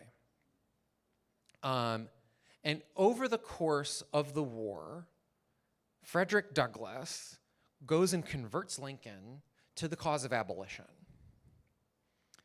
And Lincoln's in, right? And the people who are in charge in Congress at the end of the war are called the Radical Republicans. And they are abolitionists. They believe in using the power of the federal government to create something resembling racial equality, right? Not like as we would define it necessarily, but for 1865 America, pretty woke. And they were radicalized by the war, right? So when Lincoln is murdered, that dream dies. Because Johnson, his vice president who becomes president, is not a radical Republican. He's sympathetic just to slaveholders. He's sympathetic to the plantation owners. He wants to basically, when I said there was a formal deal between the industrialists and the plantation owners, he brokered it, right? There were like a bunch of guys in a room and they decided, you get to be in charge of the country, you get to be in charge of the South. Johnson brokered that deal. So, had Lincoln not been assassinated, I think history would have been very different, and Reconstruction would have been sustained for longer, because Johnson immediately disempowered the radical Republicans and brought back the rump Democrats, right? And once you let in the elites from the South, they immediately stopped all progress. So, John Wilkes Booth, man. Sometimes one decision by one person can have a profound impact on history, which goes against my whole narrative here about like grand economic themes and political economy. The other point I would make is after the civil rights movement, right, after the 64 and 65 Civil Rights Act, the left is kind of adrift. And something arises called the New Left. So Roosevelt forges a new political coalition, right? The New Deal coalition. It's white workers in the cities, it's poor white people in the South, it's African American workers, it's unions, right? This is the New Deal coalition. And progressive organizing, left-wing politics during this period is primarily about two things. It is about class struggle, more or less, unions getting better working conditions, getting more money, getting health care, creating social assurance and programs like Social Security and Medicaid, or not Medicaid, Medicare, and also the farm programs to protect smallholder farmers. There's that class element of it. You could call it kind of the Walter Reuther part of the coalition. And then there is civil rights politics during this period. After the 64 and 65 Civil Rights Acts are signed, the progressive movement kind of shatters. The organizations that fought for and won the Civil Rights Acts and the Voting Rights Act decline. And the leadership of the kind of the white left starts to drift away from what we would call class politics into what we would now call identity politics. And we get the counterculture, right? So there's this very important moment in 1971, 72, 1970, 71. Does anyone know what the Hard Hat Riot is? Okay. So it's the Vietnam War. Hippies are out in New York City, progressive New York City, protesting the Vietnam War. And they are marching past a construction site, a unionized construction site in New York City. And the guys on the construction site look at the hippies, put down their tools, come out of the construction site, and kick the crap out of them. They just beat the teeth out of the anti-war protesters. So this is the seminal moment that breaks the kind of progressive anti-war cultural left from this old idea of class politics. So from that period forward, both as a result of racism cleaving white workers away from the Democratic Party and the anti-war movement, we start to see this dramatic destruction of the New Deal coalition. I don't know that there's a solution, but I know our politics have gotten harder since then. Does that answer your question?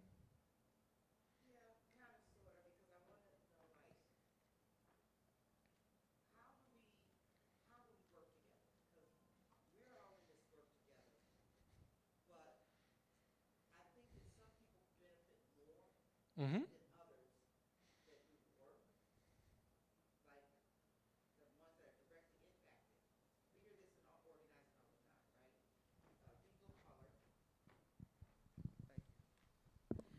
So people of color generally are the ones who do the organizing for such, Medicaid, right? They do the organizing for Medicaid. They may do the organizing for Medicare, but then we see the effects for the counter is better than for the people that's actually doing the organizing. So then we get disheartened and don't want to actually do that particular work. Or you like, for instance, with the Democratic Party right now, it's a such thing as black people are making a decision whether we're going to walk away from the Democratic Party, you know, and try to form the third party, or just sit it out altogether. So I think that's a question for all of you, right? Like, how do you want to put it back together? And I would question the frame of that question, right? Because we kind of posit the presentation like the Civil Rights Act happens and we have multiracial democracy. But that's not actually the end of the story, right? That struggle and that cycle continues unabated. So I think that's the work organizations like Michigan United, Oakland Forward have to do, is one by one get people to believe in something better, right? And to have hope, maybe not in a politician or in a party, but in movement building, in democracy itself. Yeah, I see other questions? I was just going to comment on what Elder was speaking about when it comes like, I look at it like as an impossible demand, almost like black people are at the bottom when it comes to the social demands that we have. So if it's a question of who's first or priority on the agenda, it seems as if black folks, even though we put in the work and a lot of folks follow our motifs when it comes to resistance and organizing and how to get things pushed through the legislature, such as like the civil rights movement. A lot of people copy those same forms of organizing, but they get further with their agendas because it seems like though their demands are like met easier. And I think this kind of goes back to the conversation of like, can black people be made whole in the United States using the current system that we have now? And how does it look like when we organize with other people of color if we're not being prioritized, right? Because we live in a society where you kind of, like, blacks are at the bottom. It's like, well, you can get some social power, right? You might not get as much as white folks, but you're not a slave. You're not a black person. So we're not going to do this to you, but you can get economic power, or you can get some other form of redress where it seems like black folks just kind of gotta accept their lot in life in that way. Yeah, racism is real and real bad. And I think I don't have like an answer, like do this. My message, I think, is this struggle has been happening for 1,000 years. And we are playing our part in that story. And the only hope I have is that we can use the tools of democracy and organizing to change that story. And you are 100% right. Like, the concerns and needs of black communities are consistently deprioritized. I was knocking on a door kind of between Woodbridge, kind of south of Woodbridge, and I knocked on the door of an old woman. I was doing Get Out the Vote. And I said, Miss Smith, have you voted yet? And she just looked at me like I was insane. And she said to me, son, I voted in every election since Johnson. Now look around my neighborhood. Do you think I've seen anything get any better around here? I said, I'm sorry, ma'am, probably not. And she said, son, do you know what the definition of insanity is? Doing the same thing over and over again and expecting a different result? Have a nice day, son, right? Can't blame her, right? But if if we don't organize, if we don't build political power, if we don't build multiracial alliances and democracy, then we guarantee that that's not going to change. So I think about I'll give one example. My day job is I work on gun violence prevention. We had not worked on the issue of gun violence, or we had not passed a single gun law in this state in 40 years. 40 years. And that is a direct result of structural racism, right? The power of the gun lobby, i.e. white guys who love guns. You ever notice how, you know, the gun lobby and the white guys with guns are saying, I need my guns to stop tyranny. And now we got people getting bonked on the head and taken to concentration camps, and they're oddly quiet. So last session, we were able to pass 12 new gun laws, gun safety laws, appropriations, and policies. And because black people are way disproportionately impacted by gun violence, right? A black man is 18 times more likely to be murdered by a gun in this state than a white person. 18 times. Not 18%, 18 times. Those laws are profoundly anti-racist. And partially as a result of that, we were doing a rally down at the Spirit of Detroit on Friday. The chief of police announced that shootings in the city are down 40% from the year before.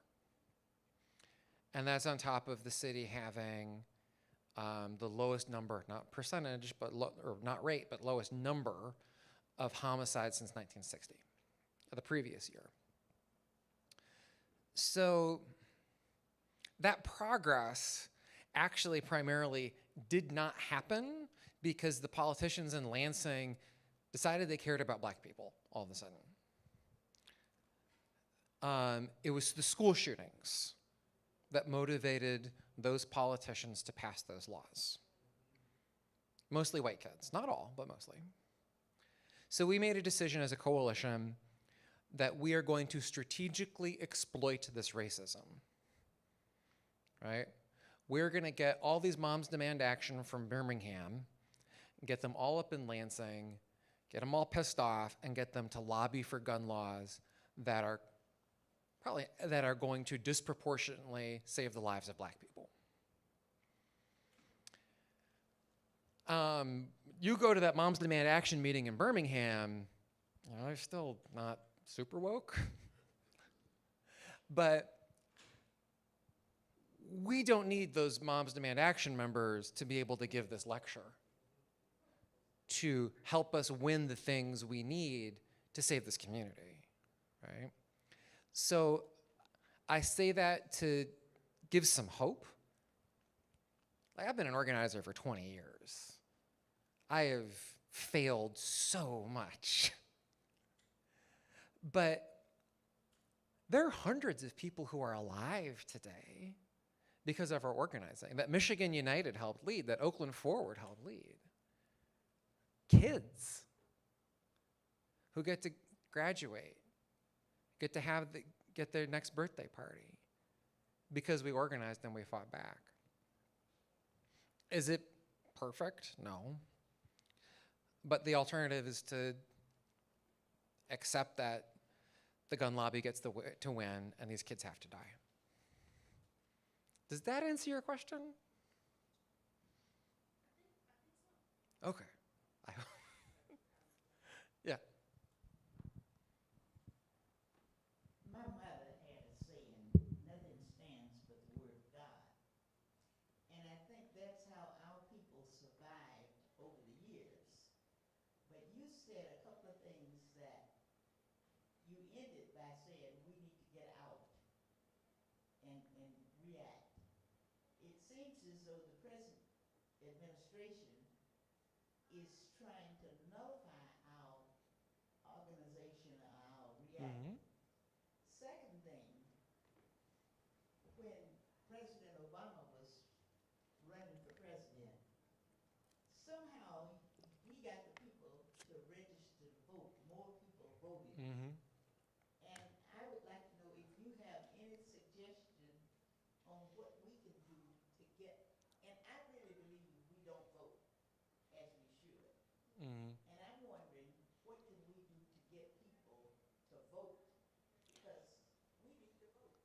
Well, this is a great question. Clearly, I don't know the answer because the older woman whose door I knocked on, I didn't convince her to vote. But I think one of the most important things that we can do as organizers is demand that the Democrats do things worth voting for. Right? Like, we had a trifecta, House, Senate, Governor last year. They didn't pass any bills except tax cuts for the richest corporations in the world in the second year of that session. Right? We had to beg and plead and have survivors of domestic violence bare their souls, and we had to march to get them to pass domestic violence protection laws. Google and Meta and Apple hired every single lobbyist in Lansing, all of them, to pass tax breaks for data centers, right? And that was the only thing the Democrats did in the year 2024. So at the time when you're trying to inspire people to vote, you got to do things that are inspiring. You got to give them inspiration, right? Why? Well, why do you preach to the choir, Pastor? Why do you preach to the choir? Because that's how you get them to sing. So we're doing some work to demand that the Democrats do more to stand up to Trump. And I don't just mean like come and do a march, though they should. They are putting together a universal database on all the citizens in this country, all the people, right? A universal database so that they can track everyone and target people and deport people. They're doing it with our data from the state of Michigan. We can demand that the state of Michigan, that Governor Whitmer say, no, we're not going to do it. They're about to ban mifepristone, which is the chemical for the morning after pill. The state of Michigan could create a stockpile of that and say, Donald Trump can say whatever he wants, but women in Michigan are going to have rights. They are trying to use our police and our National Guard to detain people without trial. It's literally what the American Revolution was about. And send them to concentration camps. We could pass a law that says the resources of the state of Michigan and the cities of Michigan cannot be used to detain people without trial. You can't use the Westland police to bonk people on the head and take them to El Salvador. You can't use our jails. You can't use our state police. You can't use our radios. You can't use our squad cars. We could do that.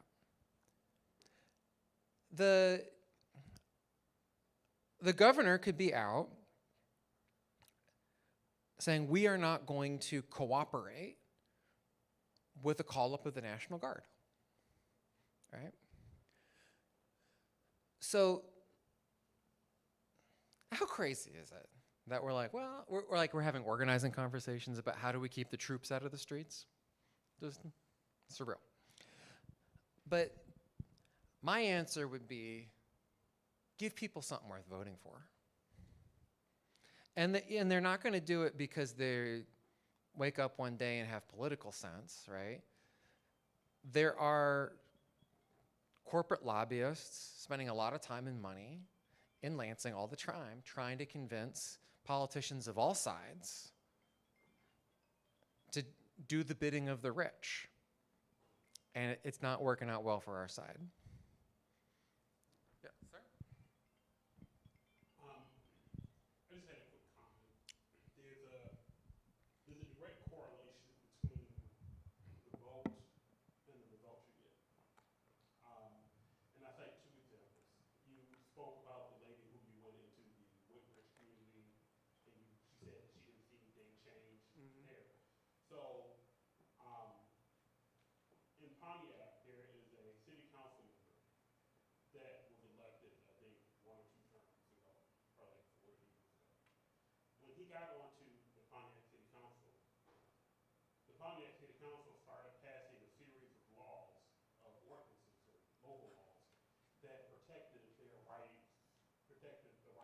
homeowners and renters and things like that. They stepped up and enforced it. That didn't happen because everybody just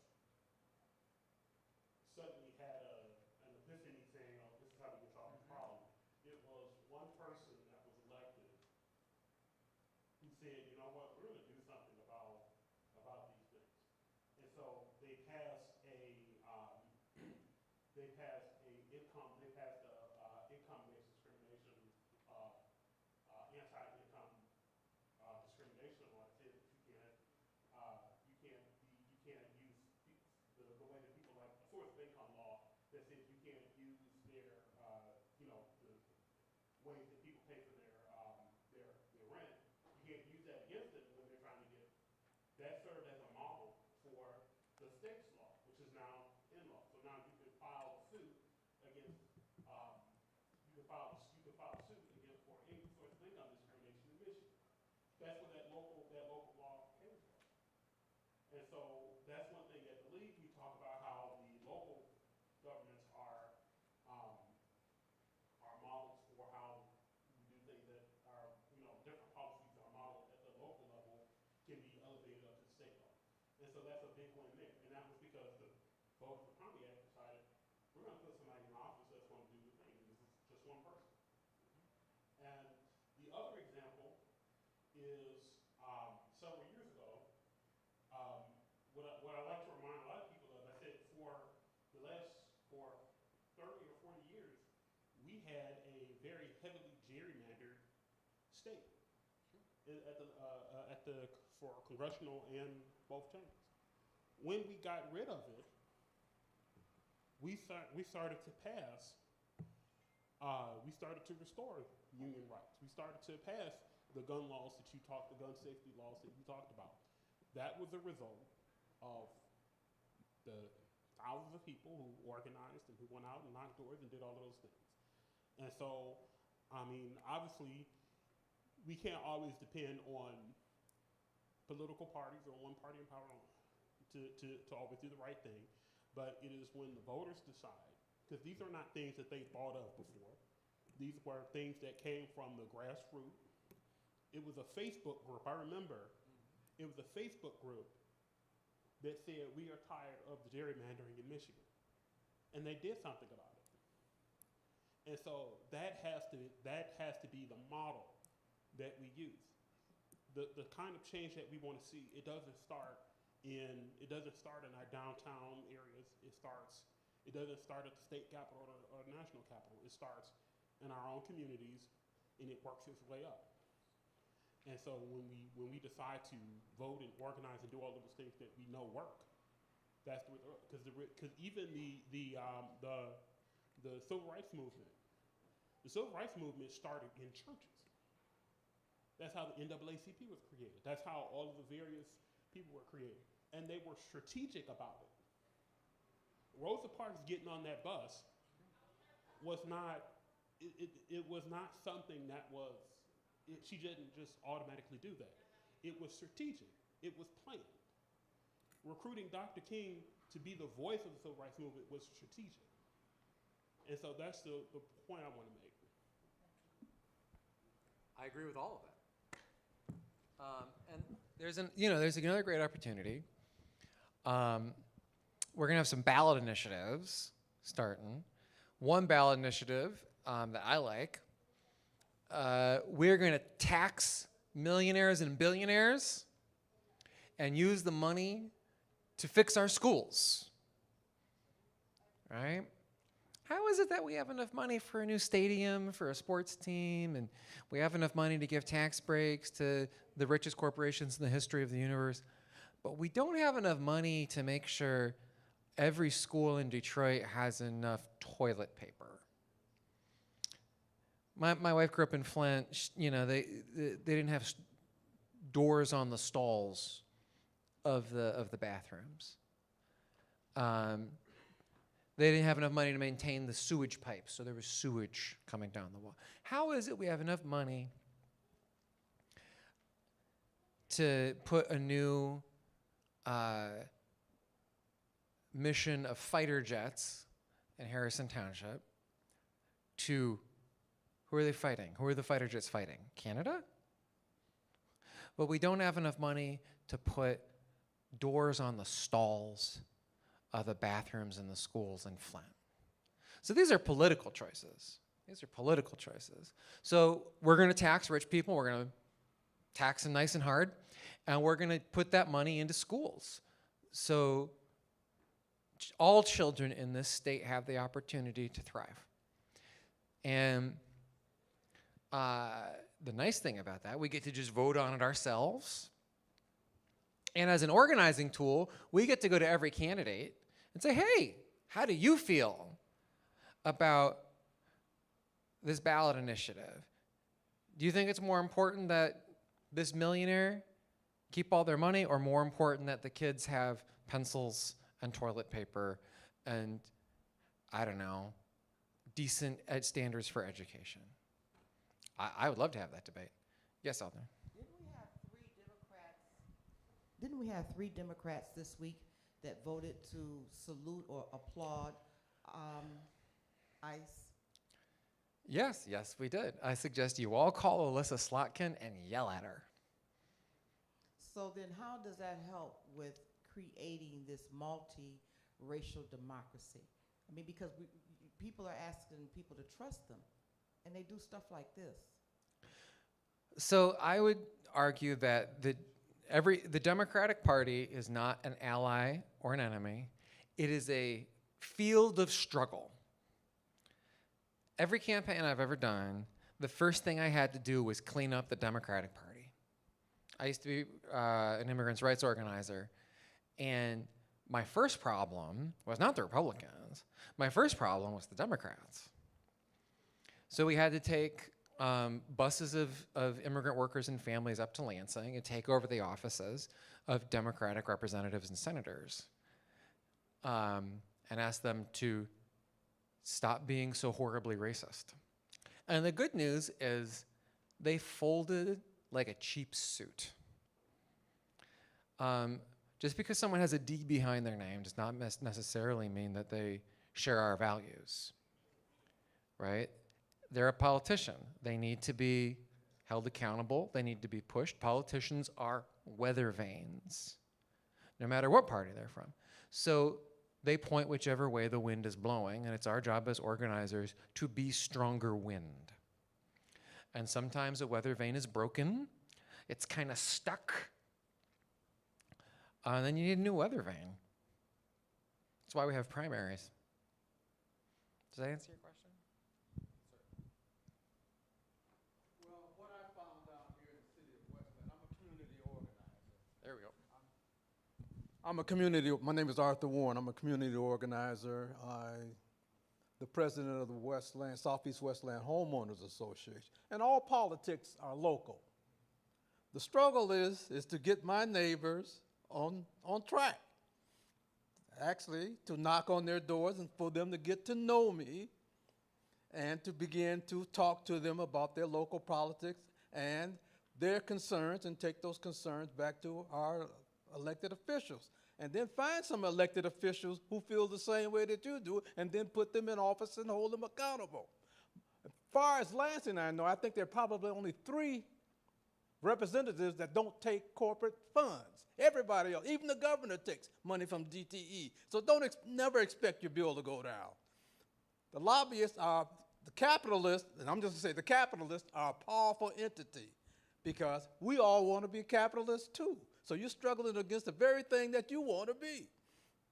You have to understand that in the nature of this economic system. That's where the dollars are. And most of us, we got a price point. A lot of us have a price point. So in order to get to a point where we think the world should be, and that's a powerful idea. Martin Luther King carried that idea in the dream speech, in his dream speech. And so therefore, like I say again, all politics is local, and you have to start basically on your block and in your neighborhood. We always think that we can start at the top, but the power doesn't start at the top. When the bottom moves, the top will fall. Ask anybody who set up a ladder the wrong way. If the bottom doesn't have a strong foundation, It's going to topple. So, but what I would point out here is this. We live in a capitalist society, and most of us are educated to integrate in that society. And the capitalists will integrate your movement into that society unless you have a strong movement and a strong ideology and philosophy. So that's all I want to point out to you is this. You do have, most of us have local elections coming up, and most of us don't even know who our council people are. Okay? And we'll just blindly vote Democratic, and those people may not even hold your values because you never talked to them one-on-one, you never went to any of their coffee hours or anything. So that's one thing that we have to be real careful about, is that who we choose as our leaders. Thank you. Thank you, sir. You sound like someone who's been to a union meeting or two. I got that right? Neighborhood meeting. Neighborhood meeting. I like that. We are approaching 1 o'clock. Does anyone want the last word? Yeah. I just want to say, Ryan, man, this was amazing. Oh, thank you. As the election protection guy here at Michigan United, and also Wayne Westland School Board member. I have another Wayne Westland School Board member here as well. I just want to say it's amazing, and you have to download this whole lecture to me so I can present it to others, because I want to take you everywhere I go to present it, but I know you don't have the time to do that, but you need others to help present this, because this is amazing. You do not need like the old white guy doing this presentation. He was great, though. He was great. That's very kind. And I want to point out, like, thank you. That's really nice to hear. And I want to make 2 points. Like, there's a reason this knowledge has been systematically excluded from public education, right? So 2 books I want to recommend to folks to understand this stuff is one called The Open Veins of Latin America, which talks about the system of colonial exploitation. 2 is a book called White Trash, which is about the construction of white and black identity in America as a class issue. And a lot of great stuff in there. And then the last thing I'd say is, like, thank you for your leadership and being a local official. Thank you for your, can we hear it for our local electeds here, right? So to our brother's point over here, Alyssa Slotkin wasn't always a senator, right? It's these local officials that start your political careers and are the feeder up into the political structure. So if we have good members of council, if we have good members of, right, good members of the school board, good members of the county commission, pretty soon we can take over. So I see the young lady here has a comment, and you're going to get the last word. So my name is Melody Hines. I'm with the Wayne Westland Board of Education as Shannon Rashawn. So recently they had a special election that came down, and us as being African American officials, you know, we didn't get support from like the Democratic Party, which was devastating because we are so much into the community and do different things. So it was a little disheartening. And then people complain in Lansing when you get those thoughts. So, you know, definitely we have people like us that work hard, we do things, we, you know, even being on the school board, it's a lot of racism with the Wayne Westland School District. We had our first African-American superintendent, and it was like terrible. Like they threatened to kill her. I was even getting death threats. It was terrible. So I had helped Shannon join the school board because it was important. He's our first African-American male school board member since 1984. So now we have 4 African Americans on our school board because the district is changing. So it's important to, you know, definitely support local officials who actually do the work. And that's it. Elder, it's all you. I'm going to take my. Amen. Well, I think that they're still working on direct action, but everybody should have got a ticket. My understanding is that one of the food trucks is here. One had a flat, and so hopefully they're getting the flat fixed and on their way. I hope it's not the one that got the chicken in the wing. I mean, but the grill, the guy that's going to do some grilling is here. So thank you so very, very much. You did get a day agenda. So in the corner, there's a little QR code. Now, what I want you to do with that little QR code is consider becoming a member of Michigan United. You're going to hear me say this a couple of times before it's all over with. Not that one, but it's a paper when you first came in. That one. It has a little dot right there. I want you to consider becoming a member of Michigan United. If that's not what you want to do today, that's fine. But I also want you to consider to build power with us, to build into this resistance movement. So please consider giving a donation on today, okay? And all those other cards give you the activities for everything else that's happening. Don't forget, if you want to tape why you are not celebrating the 4th of July, we're going to have it ready for you downstairs after lunch, okay? Thank you.